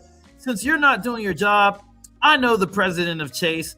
I'm playing golf with him next week. I'm going to ask him, blah, blah, blah, blah, blah, blah, blah. And I'm just listening to him like, this dude's full of shit, man. But whatever, I don't care. Like, that's him. And then he goes to another phone call, and it's some guy from, I don't know, back home or wherever, was writing articles about him, and he had his Google alerts on. So when you set up your Google alerts for yourself, that pretty much means you fucked up majorly, or you did something and you're expecting some major press or backlash for it to turn on a Google notification for yourself. So he got the notification and was like, oh, this guy just posted me. He's talking shit. I got to call him. So he calls him and he threatens this guy. that was pretty much the majority of his phone calls were just threatening phone calls or, you know, harassing people. And I was like, man, there's something wrong with this dude. There's something going on. I don't know what he did. He told me that he was in Colombia to scout talent for baseball. He was looking for young talent for baseball because he was helping people get into the minor leagues or whatever. And he had a guy that just got called up and all this stuff. And again, you know, it sounds cool, but I'm not one of those people that just believes everything I hear. Right. Especially if I've been sitting here listening to you, you know, have various random, you know, bipolar conversations. Right. So I'm not really going for it, but whatever. If that's your story, cool. You know, whatever. It doesn't sound like you did anything too crazy, but just the fact that he had mentioned something about kids. I'm here for kids. I'm here to work with the kids. I'm like, I never flown to any foreign country for no kids. Right. Now, one thing that I can say that gave it, as I did my homework, a slight confirmation for Sam. Sam knew that Colombia had a baseball league. That's true. Mm-hmm. B, he knew where it was in the Cartagena, off the coast of that Cartagena, Barranquilla region. He's absolutely correct in regards to Colombia's baseball league is not nationwide. It is only in that small pocket between Cartagena and Barranquilla. It's like, I think like 7 teams in that league. And I discovered it a couple years back. So when he was mentioning it, when I was doing my research, I was like, okay, he was here for the baseball, but those aren't kids playing. Those are adults that are actually playing in Colombia's baseball league. So that's the kind of the part that threw me off, was like, wait a minute, that's not a little league team. That's a major team for Colombia. And those are all adult men that are playing in that league. And so for some of you guys that don't know that Colombia has that league, yes, it's up north, but it's only in that area. There's not a team that's in Bogota or Medellin or Cali. It's just in that small pocket. And it's like 7 teams, and they've been playing there for years, but it's all adults. Sam also made a statement about, I don't know if you watched the whole video that we made on him. He also made a statement about that he was getting like grants here, you know, to be a teacher and help kids here with their English, because in the United States, he had just got fired from his job as a Spanish teacher. They hired him in September. He gets fired in early December, decides to fly to Colombia right around early April, gets caught up in what he got caught up in on April 8th, has warrants out for him for arrest. He's all over the news in the United States for threatening to delete the Board of Education and the head of the Department of Education, the black dude who had just signed a contract to be he's such a good Board of Education, head of a superintendent, that he had just signed his contract in March to be the superintendent of education. His brother, shout out to him, Corey. I forget his last name, Corey. I forget what it is, but he signed his contract until 2029. That's how, with unanimous votes. So this guy in Rachel, New York, who's the superintendent, told the Board of Education, do not renew Sam's contract. This dude is not stable. This is not what we're going to have. What does Sam do? Go to social media, threaten the guy, threaten the Board of Education. Police get the footage off of YouTube. They come directly to him. He gets out on like a small bond, flies to Colombia and does all the stupid things that he does, but everybody's watching you. That's probably the craziest part about this whole scenario of you being nationwide. But this crazy white T dude, the real culprit that went to at least 3 schools in Medellin, starting arguments and threatening children. Not one headline, just a little bit, but not one headline. Now, once again, this is not my country, so it's not my place to talk overboard in regards to it. But in regards to what this guy has done in the States, the guy Sam, I kid you not, and I showed his video of when he first got back to the United States as well. When he first landed, what did he do? He drops a YouTube video, and like you said, just doing a bunch of threats and rants about Colombia. And he actually did one prior to coming to Colombia. He did a YouTube video ranting about Colombia, and then had the audacity to come to Colombia, and had been coming back and forth to Colombia for over 10 years. This actual guy that we're looking at on screen right now. That's the part that probably disappointed me the most. Yeah, he was giving them hell the whole time he was here. He was not an easy person to deal with. I tried my best to distance myself from him when they allowed me to leave the cell and spend time with my girlfriend and my lawyer. And I was like, look, leave me in here with them as long as you can. I do not want to go back in the cell with that guy. I'm not trying to be around him. I just got a vibe about this guy. I just got a vibe about him. And he's making things really uncomfortable in there. So they're like, all right, whatever, you can stay here. So most of the day they let me stay up until I think it was about 3 o'clock. So from roughly 11 a.m. until 3 p.m. they let me stay out of the cell and stay with my girlfriend. And then they let my friends bring me food and stuff like that. But I wasn't eating. I wasn't hungry. I was just trying to figure out what the situation was. So my lawyer is like, look, I'm trying to work out the best deal. Let me talk to them. Let me give me some time and we'll figure it out. We'll try to just get you home and we'll just pay a big fine. Okay, whatever. Pay the big fine. My lawyer comes back into the room after probably like 30 minutes. He's like, they're not going for it. The mayor personally has reached out and said that he wants you gone. The mayor has personally called and said he wants you gone. Like, the mayor know about me? Unseen Medellin. Come on now. You know, everybody know about you. Hey, I don't know. I don't know. And it's not like people know that it's me, so they're walking around, yo, Unseen Medellin. Yeah, I didn't know that either. So Unseen Medellin, what up? Nobody knows. That's a good point. They might see me on Unseen Medellin, but they don't know that that's me. True. You don't know. Because I didn't know that.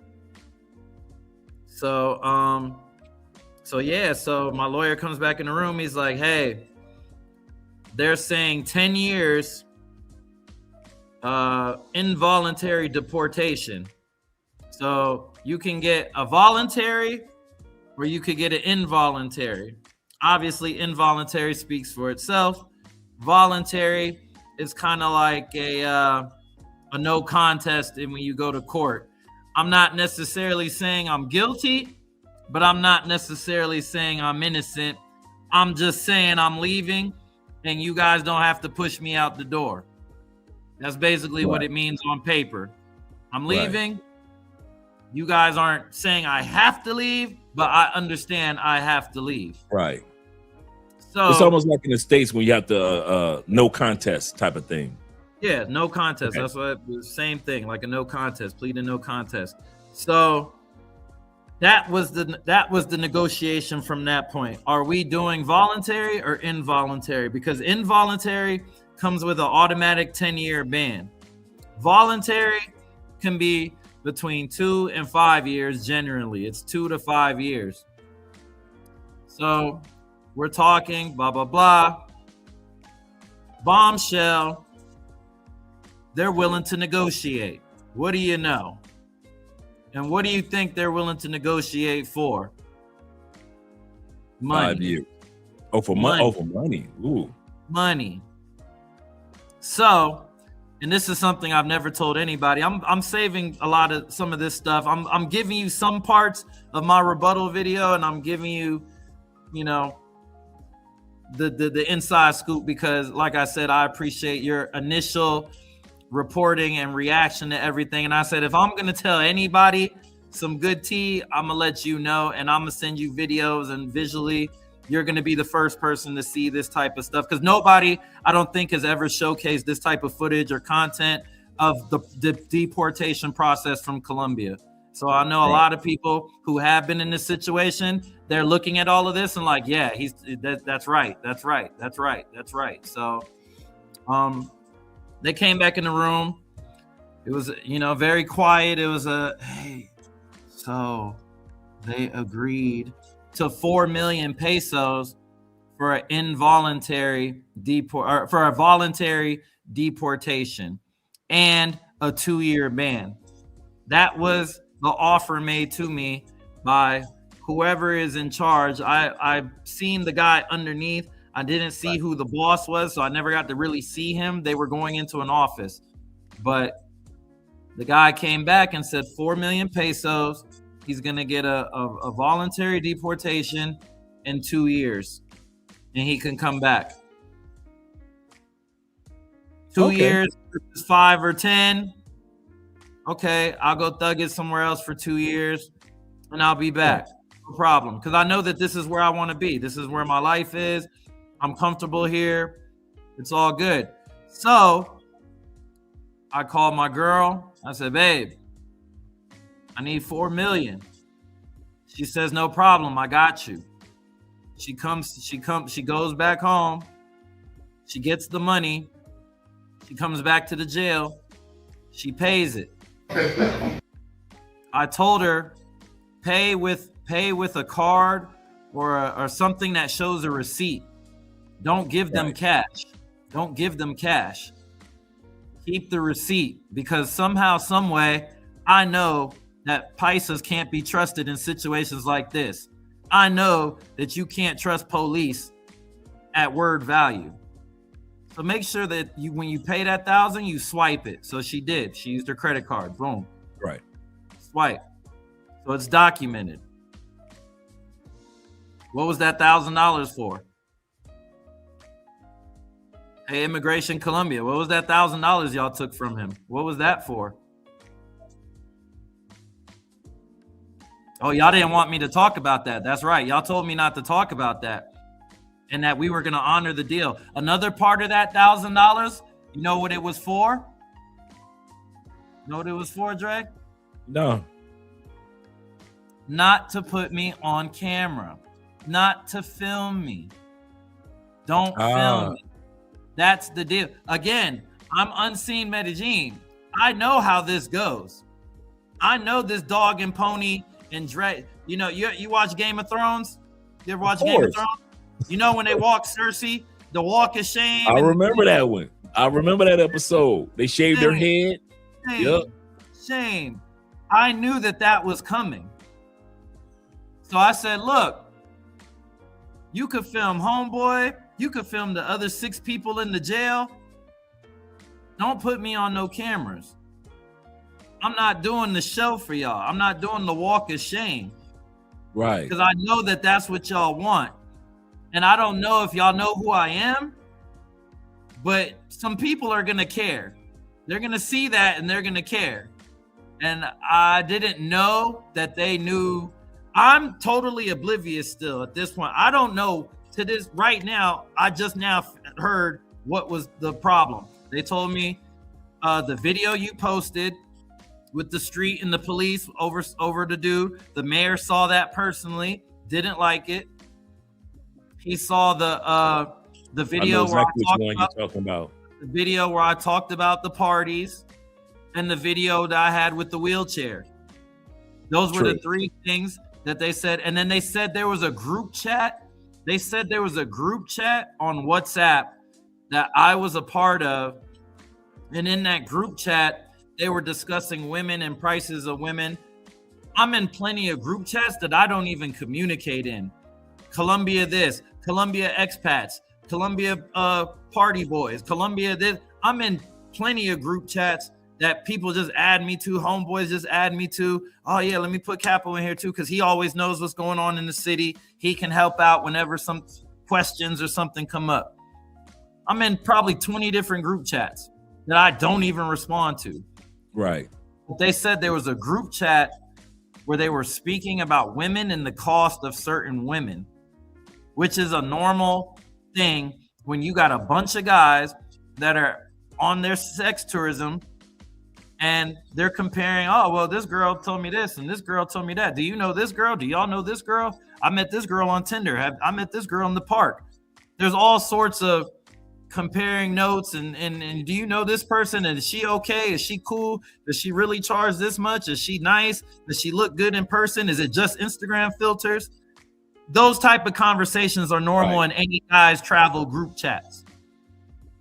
I said, there's nothing showing me ever giving a price of a female ever anywhere. There's no, you can't find it. If they could have found it, they would have put it all over the news like they did everything else that they found. They're not going to hold back evidence. If they found it, they're going to put it out there. So it's kind of weird that they never put out a lot of the evidence for the things that they claim I did do. What I did do, I did do. It's on video, it's on whatever, you know what I'm saying? Even though you can manipulate video and stuff like that, if it's on my page, what you see is what you get. Fair enough. I don't throw rocks and hide my hands. Yeah, I said it. Yeah, I did that. Cool. So what? I'm a grown man. What? It wasn't illegal. What I said or did wasn't illegal. I didn't break a law. So far, when it came to the application, you've already admitted, hey, I admit I could have been on it a lot more than I usually am. And I kind of let time lapse. I'll take that. And yes, okay, I did say certain things in some of my videos that you guys could have taken a different way. Okay, I admit that. So the things that do pertain to you, you're not sitting back saying, no, they doing this, but you do notice that there's a railroad portion to what's going on as well. That's what you're noticing. 100%. I picked up on it right away. If you look in your text too, I sent you the video when I caught immigration filming me for the campaign, and I caught the police filming me on their personal phones. And remember, that $1,000 was so explicitly I would not be filmed. And they told me multiple times, from the supervisor at the jail to when I first got to the airport and we parked that van, I said, I am not getting off the bus first. I see the guy in the corner right there with the camera with a big little smile, like waiting, like, go ahead, let him off, let him off, let him off. I got off the bus first. They said, no, go back on the bus. We're not ready. I said, what do you have to be ready for? They don't show that. So when I come off the bus the second time, that when you see how I look getting off the bus, that's because I'm pissed off because y'all took my money. Y'all took my money. You told me you wasn't going to do this to me. And now all of a sudden, I see the whole production social media team in the background. Wow. Played me. So, okay. I do remember that from those clips that you sent me. Let me hit these super chats real quick. Thank you guys for being patient when it comes to the super chats and the Cash App and the PayPal. Just wanted not to interrupt my brother's thoughts. So thank you guys for being patient tonight when it comes to the super chats. I mean, yep, that's Jay in the building. Jay says this. He say, Chill Capo. He said, I sent you a message on IG. He say the cops. In other words, I don't want to say certain things on the channel, but he said that he went through certain things with here himself. So he sent you a message on IG. I hear you. I'll get to you. And shout out to our sponsor for the night.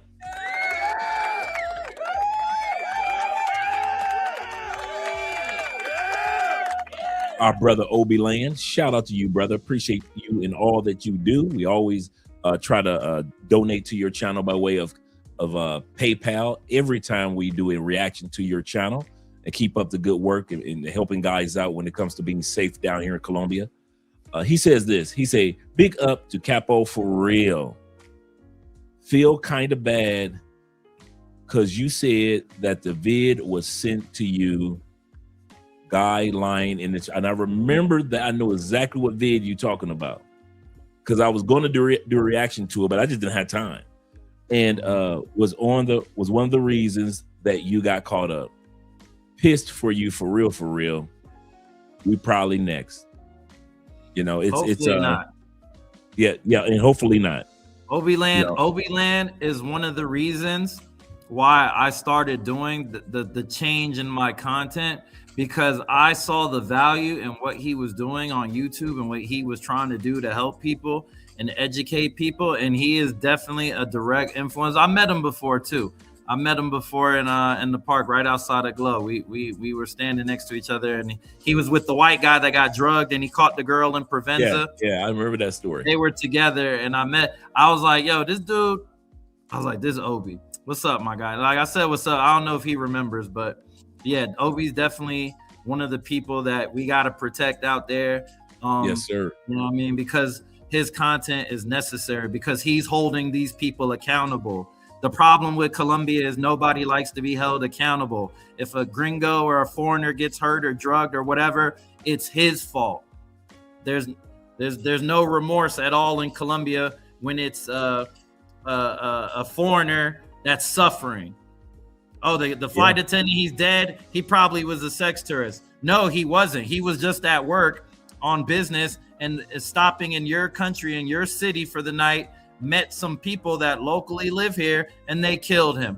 So it doesn't fit your narrative that he's a S tourist. So it doesn't benefit you to keep pumping that information. And let's just hope it goes away, because he doesn't fit our narrative of only sex tourists die in Medellin. So why care about them?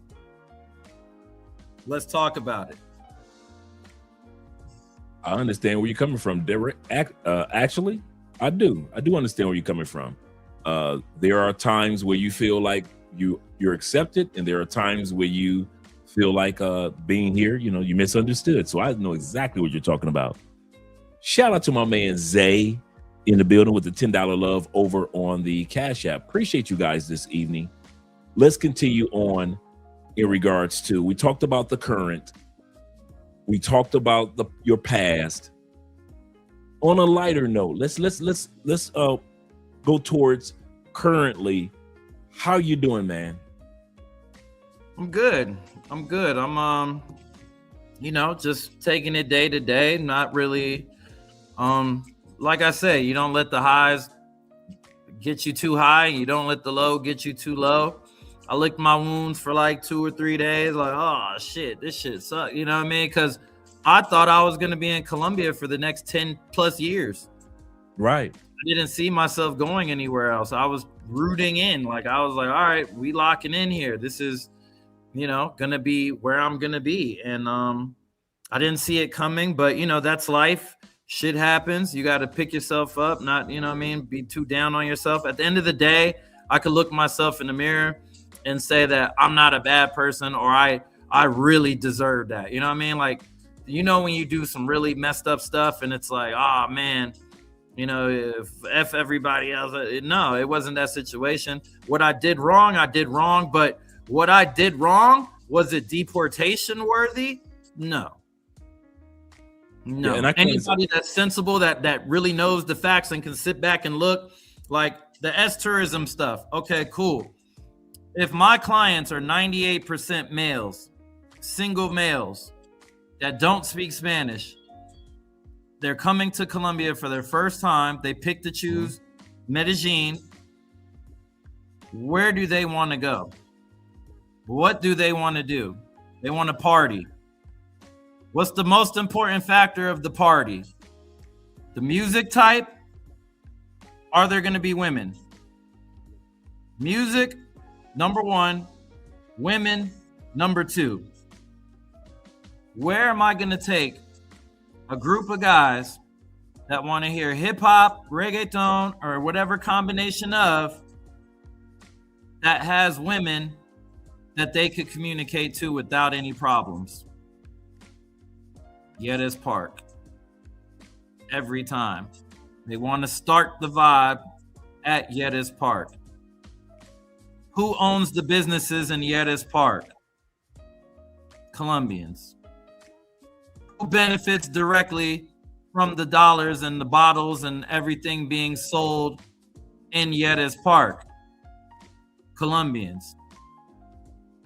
Who creates, controls, and regulates what happens in the park? Colombians. Who are the police in the park? Colombians. But yet, I am the head, the face of S tourism. Let me ask you this. Do we not do that to immigrants or visitors in the States? Especially to men of color. 100%. They can't wait in the States to make us the face thereof. Whatever it may be, they want to make us the face thereof. The reason why I said that twice to you is I don't think it's one country and their government that has this mentality. I think that if not all governments have this, let's make this person the face thereof mentality, because we're quick to do it in the States, just like here and in any other country. Let's make that person the face thereof. Even when Obi-Land helps with some of the arrests of some of the ladies, they'll put some of the ladies out there. So let's make the one that they arrested a couple months ago, the one that was her nickname was Big Coochie, something like that, right? And they didn't blur her face out. They didn't have her looking down. They had her looking straight in the camera, and they wanted you to see she had a big juicy, and it was the face thereof. They didn't have her locked up, cuffed to 3 or 4 people. But we do that in the States. The reason why I say that is I'm trying to get, as I speak to you, I'm speaking to me and I'm speaking to the audience as well, that none of us are, until I get my citizenship later this year, none of us can sit back and say, well, it can't be me. That could never happen to me. Because as you explained, you've been in a solidified relationship for 3 years. You haven't gone out on your own in a year and a half as far as partying. So this myth of you being a party guy is not what, the truth. You have admitted that, okay, in hindsight, certain things I could have did a little differently. And we've all been like that in life. But to sit back and think that, once again, talking to the audience, that this can't happen to any of us, it can. It can. I kid you not. So if you guys think that I'm walking around Colombia because I'm married and because I'm a church dude, that I'm immune, that means nothing. Because they could take any video that we've created. We've made over 3,000 videos.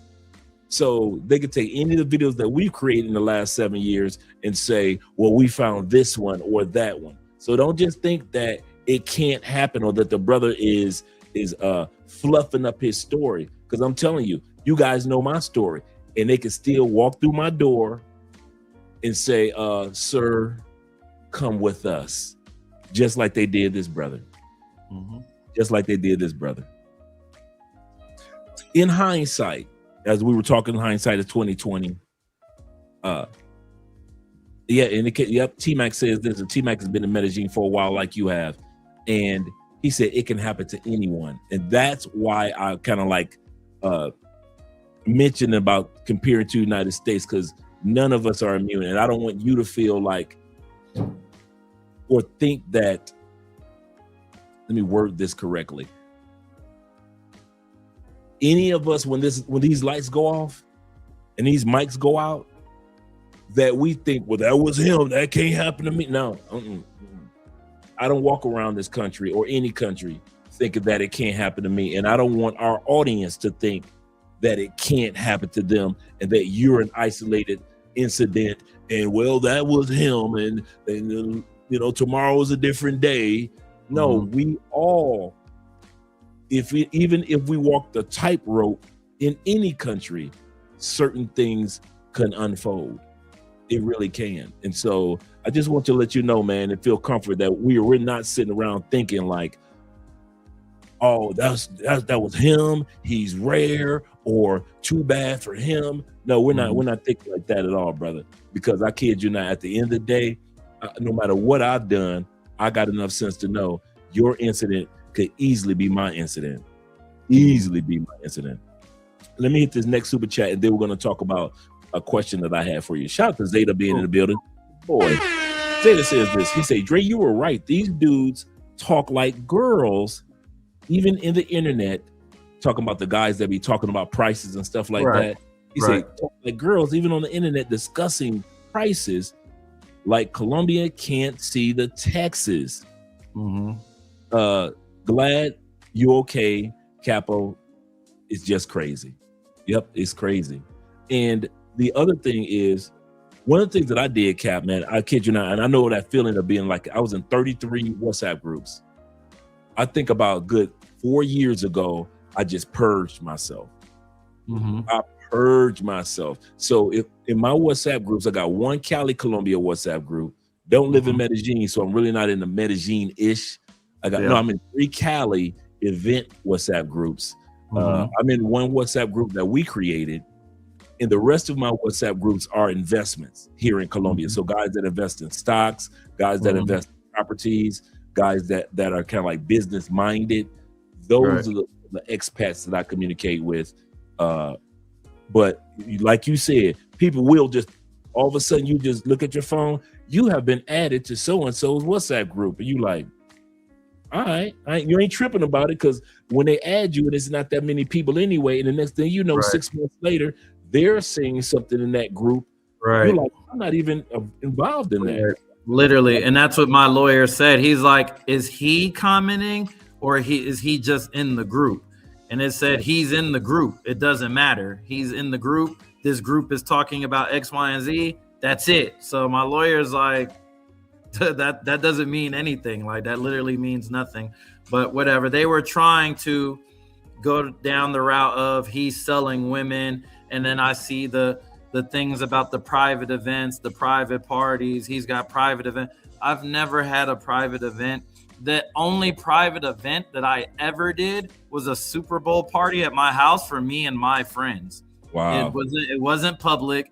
It was literally for my guys, their girlfriends, my girlfriend, because all of our girlfriends were friends. And we watched the Super Bowl 2 years ago. That was 2 years ago that I did that little Super Bowl vibe at my house.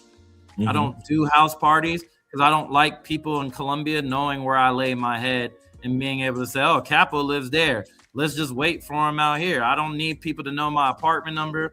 I don't need people to know my building. I don't need people to know where my castle is. My castle is where it is, and you'll never know unless I specifically grant you access to it because I trust you. Another reason why I don't like dealing with the prostitutes is because I don't need hoes knowing where I live. I don't need the hoes knowing where I live. Have I brought a hoe to the house before? Okay, yeah, I have. But again, I've been there for 4 years. I've been with my girl for 3. Right. It's been a while. Many moons ago. Right. It's been a while. My girl's with me 6 days out the week. Right. And I need that one day to chill and just, do my own thing. But other than that, she's with me every day, locked in. Brother, you are just like me. In the 10 years that I've been here in Colombia, Andre and I have had 3 guests outside of family. Colombia is always throwing family events. So 2 Christmases, we've had everybody over to our house for family. Right. For Christmas. Right. Most of the time for Christmas and New Year's, we're at everybody else's house. And among the guys that come to Colombia and make it down to Cali, 3 guys. Because we're just like you. Our home is our, like I always tell the guys, you got to have a bat cave. You got to have a fortress of solitude. Batcave was boring. It had no villains in it. It was the Batcave. It's where he could relax, get his mind together. He could take his mask off. He could talk to Alfred. He could talk to Batgirl. He could talk to Catwoman. He could smash Catwoman if he wanted to. But it was a place that he was relaxed. Superman, no matter how strong he was, no matter how many planets he was going to fight on, he needed his place of solitude. He didn't need a bunch of people running in and out of the Fortress of Solitude. That's why it was called the Fortress of Solitude. And for all of us, we need a bat cave, just a place in these countries that nobody knows where you live, nobody knows your block, nobody knows your address. It just is what it is. And some of you guys, and that's why we have been so against inviting ladies to your house that you're not familiar with. And if you're really serious, go to the Love. We did an episode a couple weeks ago on the Love Hotels, the 10,000 Love Hotels that are here in Colombia. Like we've got 16 just in our neighborhood, 16 of them. Really nice, very nice. They're not shabby on the inside. And we try to, have guys go there instead of just letting total strangers come to your house. And so I agree with you, brothers. So a lot of things that you've spoken on today that I didn't know about you. It's kind of funny that you and I think alike. I and my wife and your girl think a lot alike about how important our privacy is. 100%, especially when you're, like I said, I'm nobody, but people know me. You know what I mean? Like people know me. So at the end of the day, it's like I got to protect my bat cave. You know what I mean? At the end of the day, I got to protect my bat cave. And having personal parties or private parties or freak offs or whatever it is that they were saying that I was doing just doesn't make sense, because number one, I live here. What do I need to rent a place for or get an Airbnb? I live here. I'm sleeping in my bed tonight. If I'm having sex, I'm having sex in my bed. I'm not having sex in a random bed in a random house and I pay rent over here. Right. I'm not doing that. So why would I do that? Not doing that. So that doesn't make sense. Every event, every party that I did in collaboration with a valid nightclub or venue was a public event. Anybody could have showed up. Anybody could have paid to get in. I did not profit off of that. I was simply paid for my marketing and my promotional skills by the club to do a job, and that's make their club event or whatever it is that was happening that night, make people aware of that. There's 30 days in the month. I had 2 events in the month that were I produced the event. Vibe Cartel. Look on my Instagram, Vibe Cartel. That is my party that I was paid to produce and host, for bringing in talent, entertainment, DJs from America to entertain their crowd. Whoever's in there is in there. I didn't invite. Whoever showed up, they just showed up. I make the flyer, I book the guest, I give it to the club, they plaster it everywhere. It's a good team. It's a good 1-2 punch. Is that one of the reasons that they say that they came after you was because of the promotion? And the reason why I say that is because that's the narrative that's out there, that you were doing these promotions, which you kind of mentioned, and they somewhat put that under the umbrella. And this is what I also thought. So give me a little clarity. As you being employed in a country or working in a country that legally you shouldn't have been working in, such as when we have immigrants or people that are visiting our country and they legally, without a green card, can't work in the United States. And so they work under the table. Do you think that that's one of the things that you could have, that you kind of like looking back in hindsight, say, you know what, I could have dealt with that scenario of promoting a little differently? Yeah, of course. Obviously, I could have not done the events, but I'm a lifetime promoter by heart. From Japan days to the Italy days, I was one of the biggest Japan hip hop promoters for years. Like if you went to Japan between 2007 and 2011, you know who I am. You've been to my events. I have people that stop me all the time. Yo, bro, this is going to sound crazy, but I was at your party in Japan in 2000 whatever. And I'm like, damn, you was there? And they're like, yeah, bro, I remember you. Like that was the greatest night of my life. I was 17, 18, 19 years old. Military guys, you know, young military guys to their first base. I was throwing parties at that time across the street from the base. So if you was in the military, specifically Navy or Marine Corps, Air Force too. You definitely saw me in Japan if you was out there. So it's just old habits die hard. It's not that it was about the money, because the money wasn't even giving me $500. Doesn't change my life. Right. That's right. It doesn't change my life. That's basically what they were paying me, $500, and then they covered the DJ's flight and hotel. Right. That was the trade-off.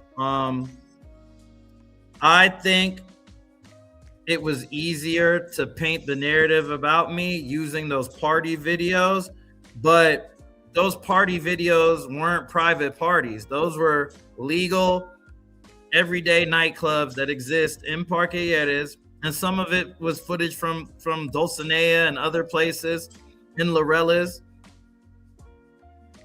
It just helped them paint the narrative that they wanted to paint.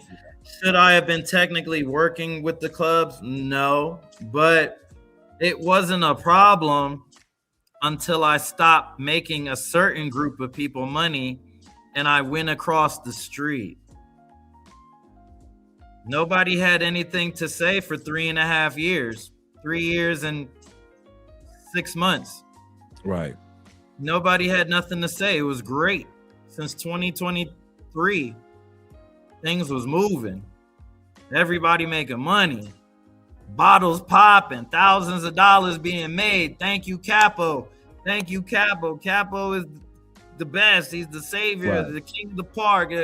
If it wasn't for him, all these brothers wouldn't be here. Right. I mean, that's how they treated me. And then one day they say, yo, we don't need you no more. Okay, cool. I'm going to take the action across the street because they said they need me. And they're paying better. So what is the coincidence that a month, let's say 2 months. It was 2 months that I stopped doing business with this group. And then they come back to me and say, hey, let's do business again. Right. I said, no, thank you. I'm good. Now that you're struggling, I'm good. I'm across the street. Immigration could have picked me up at any point in time. They've had my address, the same address, for 3 years. They knew exactly where I was any given time and day. They can come to my house, come pick me up, boom, boom, boom, boom. Hola, Mr. Capo. I need to talk to you. We got a problem. Why do you think they did it the way they did it publicly at that club, at my party, sold out on opening night?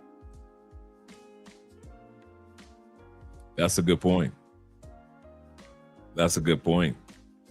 Let's talk about it. Yeah. Let's talk about it. Let me ask you this. Here's another narrative that's out there, and maybe you want to clarify. You spoke on it earlier. Is it 5 years or is it 2 years? 5 years. They told me, so again, the money was for a 2-year voluntary ban, no cameras, no media, no press. Shook on it. Signed the paper. My girl was a witness. She paid the $1,000. My lawyer was there because obviously they told him, give us $1,000. Tell him to give us $1,000. It's all good. My best friend was there. Third witness. Wow. They gave me 5 years. They filmed me. They made me the poster boy of sexual everything and literally single-handedly labeled me as the biggest tourism advocate / I don't know, P. Diddy of Medellin. Right. I don't know. But by the time, all I know is when I got on that plane, everything was all good. When I got off the plane in Miami, I'm put in handcuffs by Homeland Security and ICE. No. Sam is put in handcuffs by Home Security and ICE. We are the first 2 people to get off the plane. They said, Mr. Capo, Mr. McVeigh, step off of the airplane first. Nobody else stand up. That's the first thing they said when the plane landed in Miami. The plane lands in Miami. Step off the plane, Mr. Capo, Mr. McVeigh.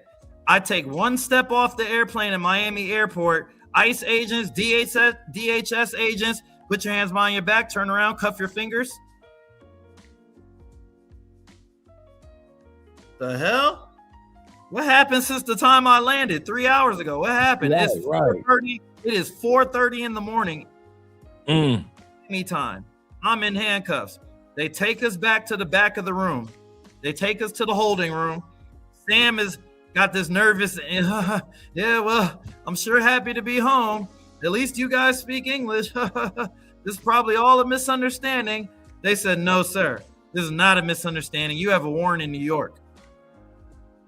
There's definitely no misunderstanding with you. With him, we don't know, so he's in cuffs. We don't know yet. They take me to the room. I hear you. They take me to the room, still in cuffs. They sit me down. They take Sam immediately to a cell. They put me in the little waiting area. Sam goes into a cell. Hour later, agent comes out. Come in the room. I want to talk to you. What are you doing in Colombia? How long have you been in Colombia? How much money do you make a month? Where do you live? What's your relationship status? What's your veteran status? Every question you could think of for an hour. They asked me. Cool guy, Latino guy, young, tatted up everywhere. I'm like, oh, you one of the agents that took the $50K for the sign up. He's like, right. Yeah. I took the check. It was cool. I'm like, all right, no worries. He says, okay. After the end of the interview, everything's cool. So this is ICE talking to you. This is ICE and DHS, yeah. So he says, I need you to do a favor. Unlock both of your phones, write the code to each of your phones down, and leave your computer on the table. Now, I didn't get to leave Colombia with any of my stuff. They didn't let me go home. All of my property is still, as of right now, in my condo. Right now, everything is right where I left it. I was not allowed to go home. I was not allowed to get any of my items. I was not allowed to prepare anything. I went from jail to the airport. So all I had was a book bag that my friend grabbed all my electronics and met me at the airport, handed it to me, gave me some pound. Good luck, bro. Call me when you get back home. So I unlock my devices.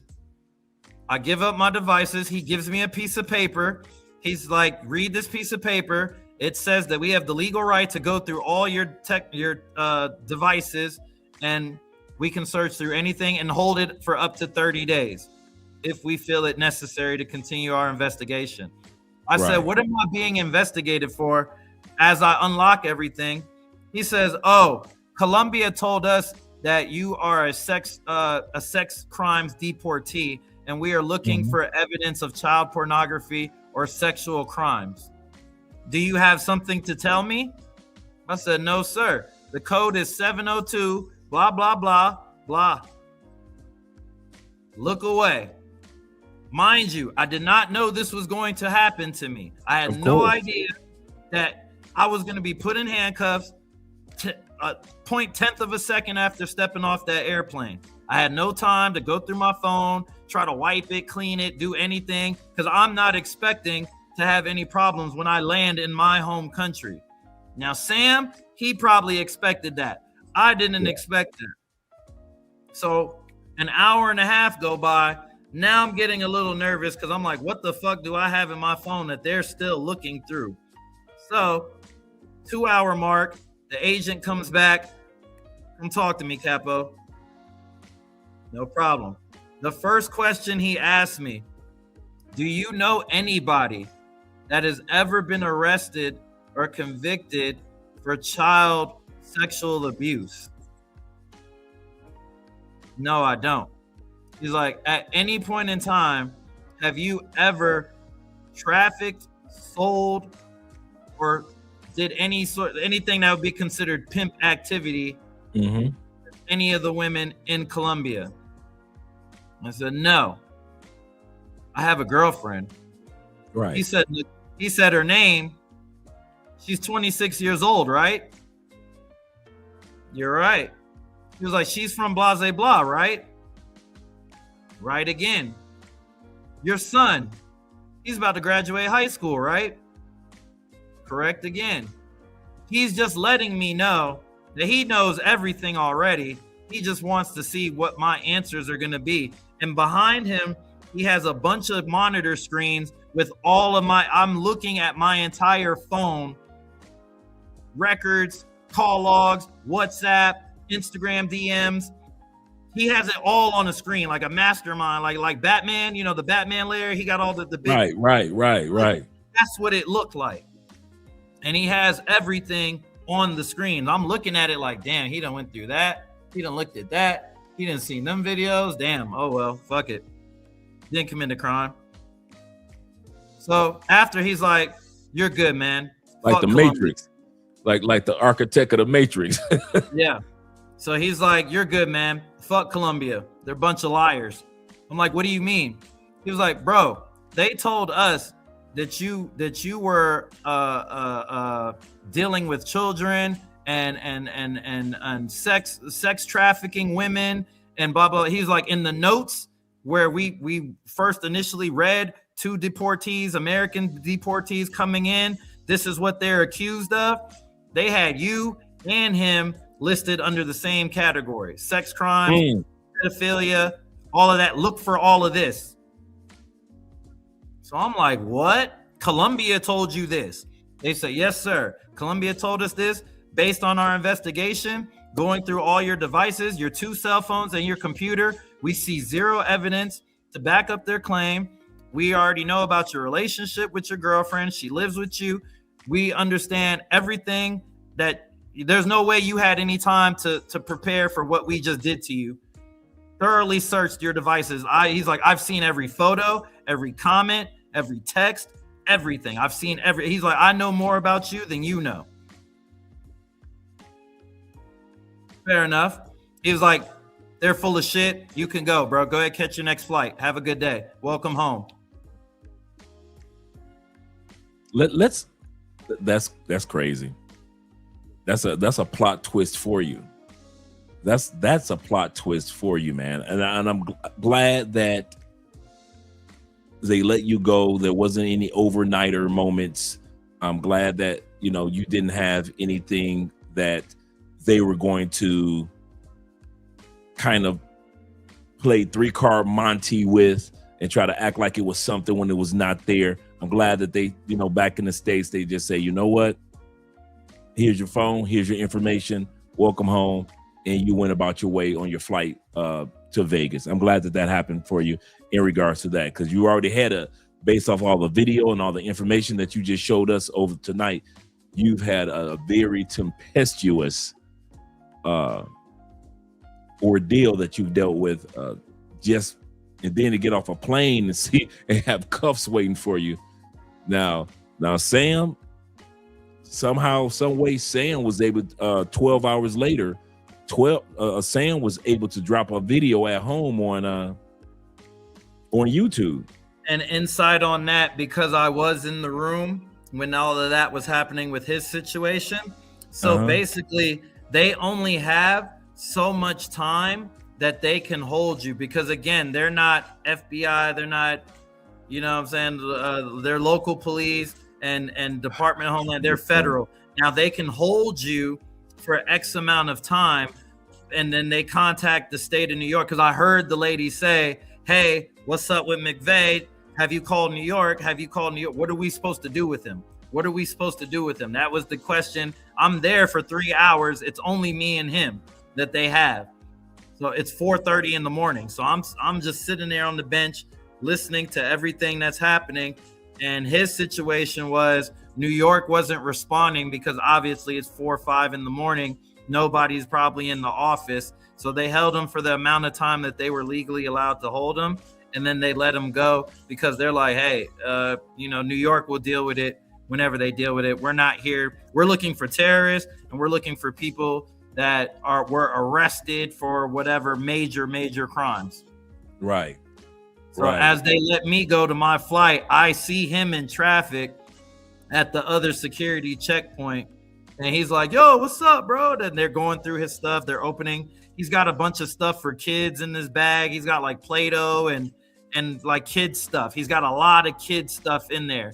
And he's like, oh, it's for, I said, damn, bro, what you doing? Are you building a Lego collection or something? Like, what'd you do? You buy all the Legos or Play-Doh and stuff? And he's like, oh, it's for my nephews. It's for my nephews. And in my mind, I'm like, man, this dude, like, this is the dude that they put next to me.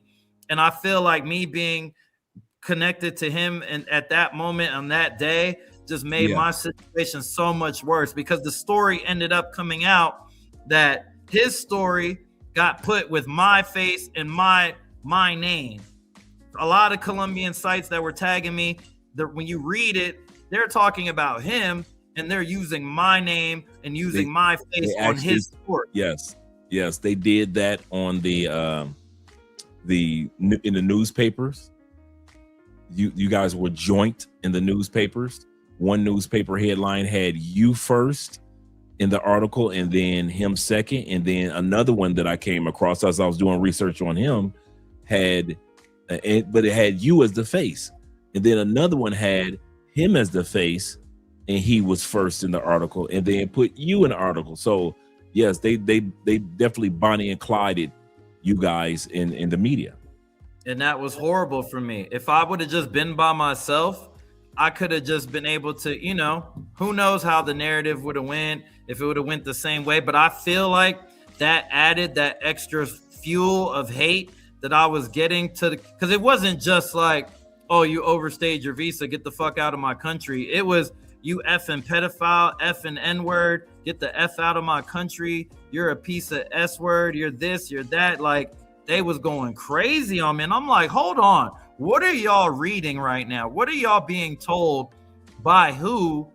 And I'm going through and I'm watching the YouTubes. Like, I'm watching reaction videos. I'm watching all these people talk about me. Colombian, Americans, my people in the States are blowing me up. Bro, you're all over my timeline. You're all over my YouTube. You're all over my Instagram. You're all over TikTok. Millions and millions of people are seeing your face and seeing these headlines. It's not good.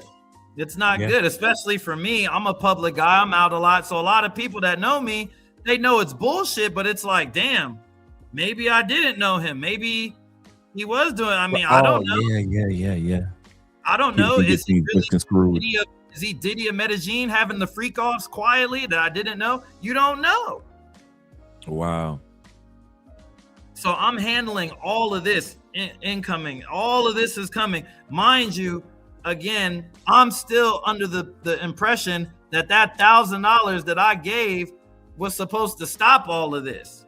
And it just intensified. It went 10x worse than what I envisioned was going to happen. At the first day, I didn't really see nothing. By that second day, and that first net tag notification came up, and then the next thing I know, hey, bro, the mayor just posted you. Hey, bro, Radio Colombia just posted you. Hey, bro, Immigration Colombia just posted you 2 times.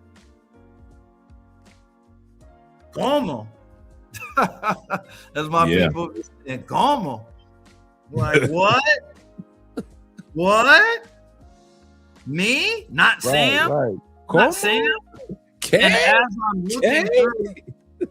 as I'm looking through everything on the internet, I see your video.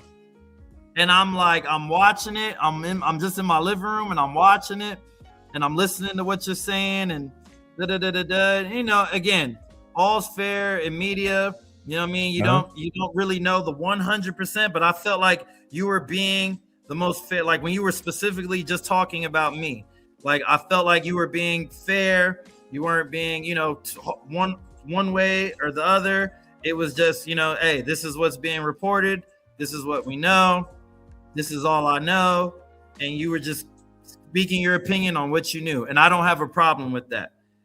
But what impressed me is the fact that you was like, who's the guy in the red hat?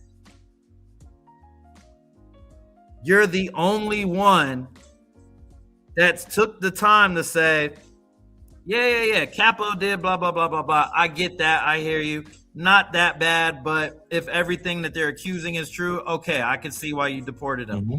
But why did the white guy just skate all the way around? He's hardly ever filmed in anything. They wanted me. And you can go to those clips that I sent you where the immigration officers are filming me on their cell phone. The ones that I sent you, if you could put those up on the screen. I can't show those with the officers. Or the immigration. Yeah, I can't show those. I'll show it on my page. Don't worry. I got anybody who's watching this. I can't say that the cameras were on you and not on him. And the only I just want you to see. Only reason I noticed him was because of the red hat. Because it was they said it was 3. I didn't know that the other guy was Dominican, but I said that's a MAGA hat. I said, wait a minute, Paul, who was that? Man, it took me at least 8 hours of homework to track down his name, where he was from, and brother, the further down that rabbit hole I went, it was like an unsolved mystery. It was like, this can't be real. And I kept going down there. I said, I cannot wait to do this live stream. I said, because everybody's focusing on the brother.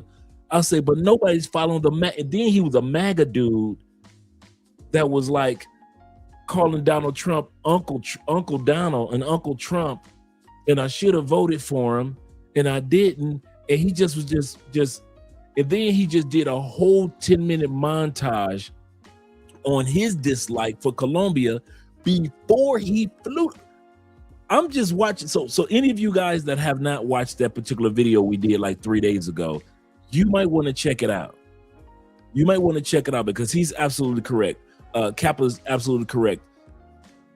The true culprit in this whole scenario was the white T dude. That was the dude that was going up there messing with the kids at 3 schools. See, they tried to sell it as if he went to just one Colombian school and started causing problems. No, he actually went to at least 3 to 4 schools and tried to get into the buildings. That was the crazy part. He tried to get into the buildings pretending like he was a Spanish teacher.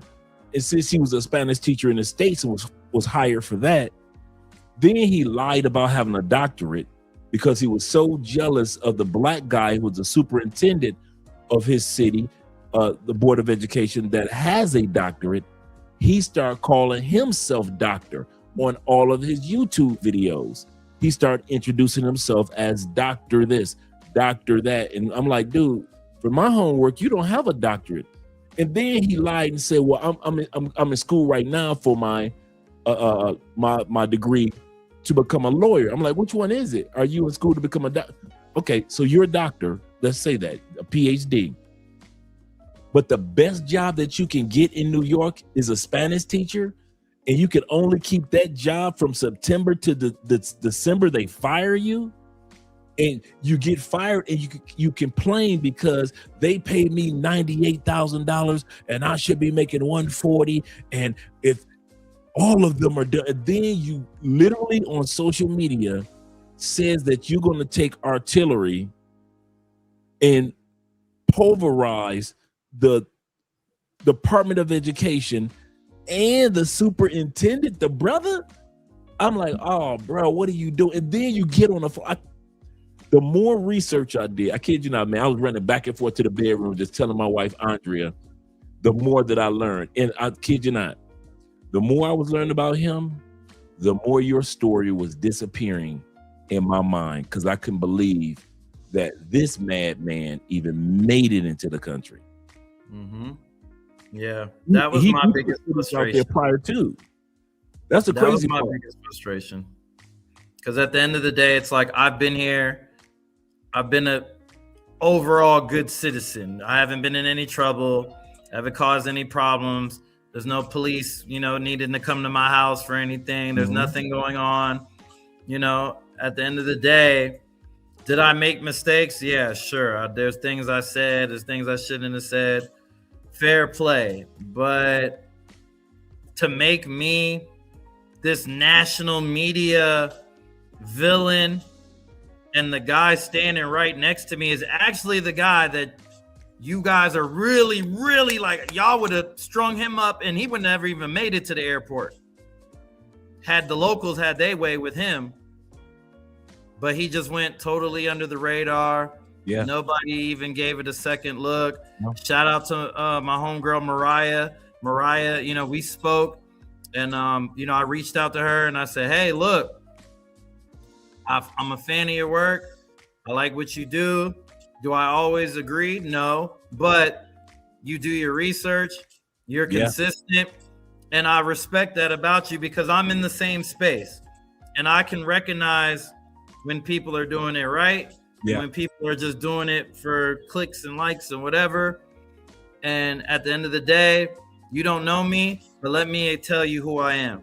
Let me explain to you what happened, and let me tell you why, you know what I'm saying, the things went the way it did. And she heard me out. We had a good 45-minute phone call. And then she said, hey, you know what? I appreciate you reaching out. It was good talking to you. I understand better the situation. So in the future, like if anything does come up, I can speak on it. And I can also speak on Mr. Sam. Correct. She was on the show last night in our comments because we did the reaction to her debate that she had. Yeah, I sent it to her. I said, yo, go. Okay, cool. Check it out. I sent her the link. I said, hey, you know what I mean? It's moving. It's doing what it's supposed to do. And that was the bridge. Yeah. Thank you for doing that, man. I've been trying to catch up with her in regards to her content because I've been like, for a minute I was like, oh, here we go, another passport, sis. But then I sat back and we're talking about the sister that's in Medellin right now, Mariah Sincere. A shout out to her. Make sure you guys subscribe to her content. And initially I was like, oh, here's another passport sis doing what passport sis do. But I sat back and I was fair and just sat back and watched her and what type of content she really does. And I'm like, you know what? And she does her homework too. Yep. And so I sat back and I was like, you know what?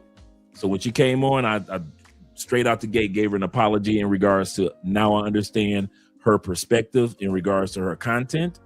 And shout out to her, man. Great to have somebody down here that, like you said, you could tell when somebody is doing it right and when somebody's just doing the clickbait thing. Right. Let's kind of because it's going on 3 hours, and I'm glad that you've been here. And shout out to all you guys that are here. Let me hit these last couple of super chats with the latest with some of these brothers, not the last, but the latest. Will says this. Will says, shout out to you, Will, with the 10,000 Colombian pesos. He said, if that's truly happened because a country says that about a citizen without proof, it's actually very dangerous. Wow. I'll say this again. We do this in our own country, guys. We do that. Americans, we have a bad habit of when we see something unfold in another country, we forget that we are infamous for making people disappear. Guantanamo Bays, anyone? Guantanamo Bays? We are notorious for making people disappear. There are U.S. citizens that are still trying to fight to get out of the the El Salvadorian prisons right now. U.S. citizens that ICE picked up and say we did it and shipped them out by mistake. So our country is notorious for allegations and using the media to flip the narrative. So if our country does it, from what I've seen, most countries do it because they can. And that's the number one thing that I could say, because we are all just one person as citizens, one person apiece, and they're a whole group as far as governments and mayors and governors and presidents, and they can flip any of our narratives the way that they want. And so it's sad, but it's true. And Will also says this with the next 10,000 pesos. He said, I would use that testimony from DHS and ICE to sue the Colombian government. I wouldn't know. There are international laws that cover this type of behavior. let's end this on a positive note. You made a statement earlier, and Kobe, shout out to official Kobe, the official one, asked, where to next? And you mentioned that, hey, I ain't gonna be here shortly anyway. And based off of hearing your travels adventures, where to next? I'm gonna save the reveal for when I'm there. I kind of figured you were gonna say that. I saw that look on your face. Okay, cool. It's already, the ticket is booked. The ticket is booked, and I'll put it like this. I won't be too far away. Mm-hmm. Okay. Cool. I'll be in the neighborhood. Okay, cool. A man that enjoys where he's going to be. Okay, great. Do you have anything in closing that you would like to share with the audience? All I got to say to everybody and anybody, first off, shout out to you. I appreciate you, Dre. You know what I mean, for allowing me to come speak on your platform. Yes, sir. I have seen you before in the past, but I just, you know, we be so focused and locked into our own world sometimes. Like, it's like I'm trying to do Unseen Medellin. But I've definitely seen you before. I didn't think that I would end up on your platform this way, but I appreciate the opportunity to say my piece. You're one of the few people that actually does this and that I respect. So I'm definitely honored to be on the show. To everybody that's watching, man, don't let my situation necessarily discourage you from visiting Colombia. Colombian people overall are very kind people, very welcoming people overall. They just feel very passionately about their country. And when somebody is, you know, perceived as a threat or a bad, you know, addition to their city or their country, they're going to do what they do, you know, just like anybody else, any other country, they're going to defend their turf. So I don't want people to look at my experience and necessarily say, oh man, screw Medellin or F Colombia, they're, you know, Can what happened to me happen to anybody? Sure, of course. But 9 times out of 10, if you're just visiting, you're not going to have problems. Respect the land, respect the people, respect the laws. Don't do what you wouldn't do at home. Don't do it there, and you'll be just fine. You'll have a good experience. I don't know what the future is going to be in Medellin. For those of y'all that do like to go there and party and do the nightlife stuff, it seems to me that the country is doing everything that it can to control and limit the activities that are happening in Parquilleres and other parts of the city. And I don't know what the future with that is going to be. I'll keep reporting and doing what I do on Unseen Medellin, but you know, your best guess is mine. Stay tuned. Hopefully, I'm not the trend of something that's going to be happening more often. Hopefully they just, you know, use me as the warning shot and they leave all the other great influencers and people in Medellin alone, you know, because overall, most of us in the city are actually decent people, decent human beings, just trying to earn some extra money and do what we got to do to, you know, shed light and educate people in our space, which is the travel space, you know, people that travel. So don't let it discourage you. I appreciate everybody for listening. If you do see any, you know, articles or anything, and you're on my Instagram and you see people, you know, saying incorrect information, hey, don't be afraid to defend your boy in them comments too, man. Don't be afraid to speak up, because you people are one of the few people that know the truth, and I spoke the truth honestly as I could, and it is what it is, man. I'm going to the next spot, the next destination. You will be seeing me in the next 3 weeks in a new spot, and the story doesn't end, man. One monkey don't stop the show. That's right. That's right. That is right. Well, that's great to hear you that you are, you know, you're not letting grass grow up under your shoes. So that's great to hear that you've already got a new destination. You got your tickets already paid for, and that you're going to be enjoying yourself in your new location. At the end of the day, guys, as we were saying, these scenarios can happen to any of us. None of us are prone. Now, will it happen to most of us? I don't think so. And our brother doesn't think that either. But we do know one thing, that this scenario has taught all of us that no matter what country we go to, there is no such thing as immunity until we get our citizenships. Now, for those of us that are on the level of getting our citizenships, okay, cool. And until I officially get mine, I'm still in the same scenario as my brother Capo, as any other brother that has gone through this scenario as well. None of us are immune to what could happen to us in other countries, just like none of us are immune to certain scenarios that could happen to us even in our home country. Shout out to you, brother, for being here, man. We appreciate you sharing your story. It looks like you got us up there on the screen as well in the background. So we appreciate that. Yeah. I had everything on the screen. Because I was like, I don't know when it's gonna start, but I'm watching. Sir. And also, any of the clips that you need to use from this particular episode, feel free to use the clips. Don't think that I'm one of the funny style content creators. Always feel free to use the clips. And that goes for any of you guys, that if you could get the narrative out here and you're a content creator, you want to use in the clips tonight, feel free to use the clips. Y'all know I ain't funny style. I ain't using it again anyway. So, so ain't like we're going to do this interview over. So guys, feel free to use the clips or for YouTube shorts or anything that will get the narrative out there that none of us are immune in any country. And as I said, even in our home country. I'll tell you what, the next time we do this, I'm going to be at the new location and we'll do a little follow-up. We'll do a little follow-up. Nothing crazy. A little power 30 minutes. Okay. Deal. I appreciate that. Yeah. Great time, man. I'm going to let you go to enjoy the rest of your day.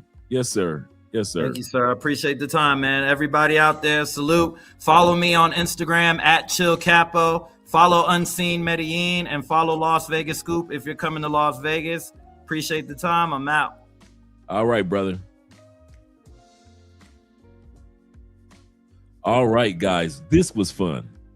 This was fun and informative. Appreciate all you guys that were here. We got up to like 140 people here this evening. We appreciate that. Every one of you guys that have subscribed, all you guys that support and watching from Andrea's channel, all you guys that are watching live from Love Crossing Borders and Andrea Wallace TV, we appreciate that. This video was not a slight against Colombia. We are not anti any country on this channel. We don't know all countries and we don't know all narratives, but we will allow a person to come on and share their story and their experience. And I like the fact that he ended it off by saying that, hey, guys, don't let my experience deter you from going to Colombia, or going to Medellin. That would be the same thing that I would say if it were me. I mean that, guys. If it were me, and I'm going to get to the super chats, and shout out to my brother Blade Runner for the $5 love on the Cash App. If it were Andre Spence, guys, I tell you, don't let what happened to me deter you from enjoying Colombia, Cali, Medellin, Cartagena, the coffee region, or whatever it may be, or whatever other country in South America, because things do happen. And the best thing that I've seen from this brother is this. This was just a moment or season in his life, and he's already set himself up for the bounce back. That's what makes people different. King David, there are over 20 kings. I'll give you an example. Between the book of Samuel in your Bible and Chronicles, there were over 20 kings. Horrible kings. Horrible. King David wasn't that good either. So what made God say King David was a friend after his own heart? If King David was a womanizer, he set up one of his best friends to get killed. He couldn't keep his kids from killing each other. So how was it that he was able to say that God said that King David is one of my boys? King David was one of the few kings that had the bounce back.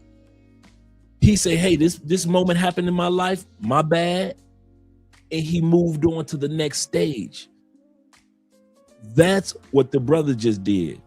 He said, hey, I admit some of the things that I could have did differently.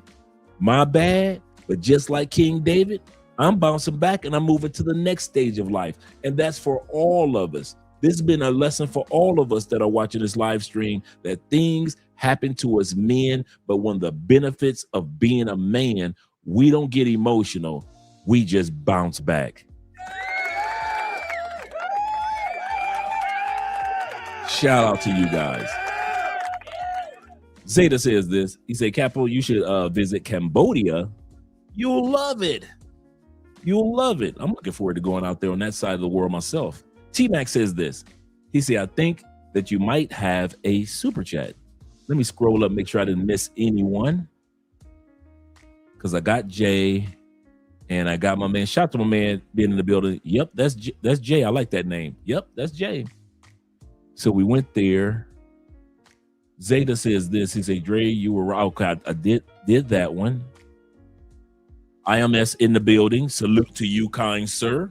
I didn't get a chance to really give you a shout out when you came in, but we were in the middle of the interview. A man supporting men. Make sure you guys follow him on TikTok and Instagram. Yes, sir. TikTok and Instagram. Always dropping some gym videos, some gems. Yes, sir. Let me make sure I got Will, both of his. And shout out to all you guys that are here. Make sure you click that like button. We like you. Make sure you like us too. All right. If you guys want to go into the second half of today's video, let me know, or should I do it tomorrow? I have a section called the new tourist or form of tourism that Colombia is looking for. If you guys want to save that for tomorrow, we can, or we could just go through it tonight. I know it's been 3 hours, so let me know what you guys want to do. Because like I said, there are 5 new forms of tourists that Colombia is preparing itself for. A lot of you guys are like, hey, they used us. They made all this money off of us and now they're kicking us out. Either day, you say it's the weekend. Okay, cool. He said the weekend. He said the clip that I posted about you is being among the laziest women. Got the late. Oh yeah, yes. I saw that one. That was funny. Yeah, tomorrow will be great. Like T-Mac said, it's the weekend. Zay said tomorrow will be great. We're going to talk tomorrow. I already have the video already scheduled. The 5 type of tourism that Colombia is trying to reach for. Some of them have already been here, and some of them have a growth. I want to just, before we go into that, for tomorrow's show, I do want to share something with you guys, that's statistics that's going to lay a foundation for tomorrow. Statistics. You know I love some good old-fashioned stats. Let's go here. Actually, I put that in my DeepSeek right here. And give me a second. Okay. I looked up and asked DeepSeek the percentage of in regards to tourism. Nope, that's not what I'm looking for either. But what I was breaking down is this regarding tourism in Colombia. And a lot of guys don't know this. Did you know that 75% of all tourism in Colombia have nothing to do with parties, pay for play, any form of hedonism? I know a lot of guys think that a majority of tourists that come to Colombia, because you look at Cartagena airports and you look at Medellin airports, and you assume that most people that are coming here got to be here for the parties, got to be here for some type of pay for play or some type of hedonism. And nope, that equates to only 25% of the tourists. And so they decide, which is kind of wise on the business side, let's cater to the other 75%. So tomorrow's show is dedicated to who are the other 75% that Colombia is catering to and doing so much investing for. Because that 25%, they're kicking out. If you're just on party mode in Colombia, you gotta go. If you pay for, you gotta go to pay for play, guys. If you heatonist, you gotta go. Why? Because they're making so much money from the other 75%. So we're gonna talk about tomorrow, who are the new tourists that Colombia and many countries are catering to get the big bucks. We thought the parties were big bucks, but Colombia is saying that there is a larger group of people that's really bringing in money. So shout out to all the guys, the rewatch crew, the replay crew. Shout out to all you guys. Shout out to my man Rico, a dude. He said, yes, I knew that most people go for other purposes. Absolutely correct. So shout out to all you guys. I'm going to let you guys enjoy some of the outro videos. Let's get some outro videos in. We'll start, let's start with the Blazing Chicks. Oh, let's start right here.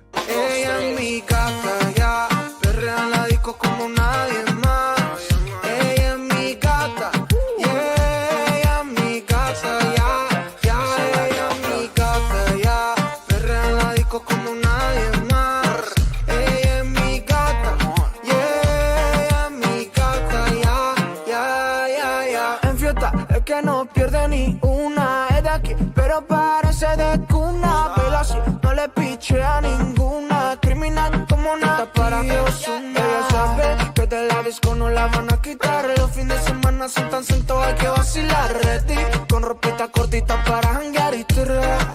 De mí se deja llevar, combina la ropa con tu actitud, es que dominas. Chica con esa virtud, rompe bocinas.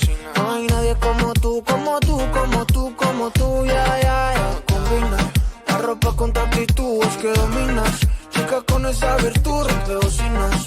No hay nadie como tú, como tú, como tú, como tú. Ella es mi gata, ya, perrea en la disco como nadie más. Ella es mi gata, yeah, ella es mi gata, ya, ella es mi gata, ya, perrea en la disco como nadie más. Ella es mi gata, yeah, ella es mi gata, ya. Un traguito de cine para la gata en Navarra. Te vi por internet en una playa en Nicaragua. Ese buffet sí está gourmet, pero lleno de piraña. El río está movido, que está nada las arañas. Por eso que tú te acercas a mí. Me gusta más que tú, como te hago reír. Me encanta cómo besas, cómo me haces sentir. Eres especial, eres sola para mí. Y si nos vemos en Bahamas, ahí no hay nadie que nos daña. Una copla de madrugada, ya lo sabes, tú mi reina y yo tu rey. Estamos listas en Bahamas. Aquí hay bellas madrugadas, romantiqueo en la playa. Ya lo sabes, tú mi reina y yo tu rey. Ella es mi gata, ya, perrea en la disco como nadie más. Ella es mi gata, yeah, ella es mi gata, ya, ella es mi gata, ya, perrea en la disco como nadie más. Me gusta gozar y vacilar, yeah, no te quito de Fernet.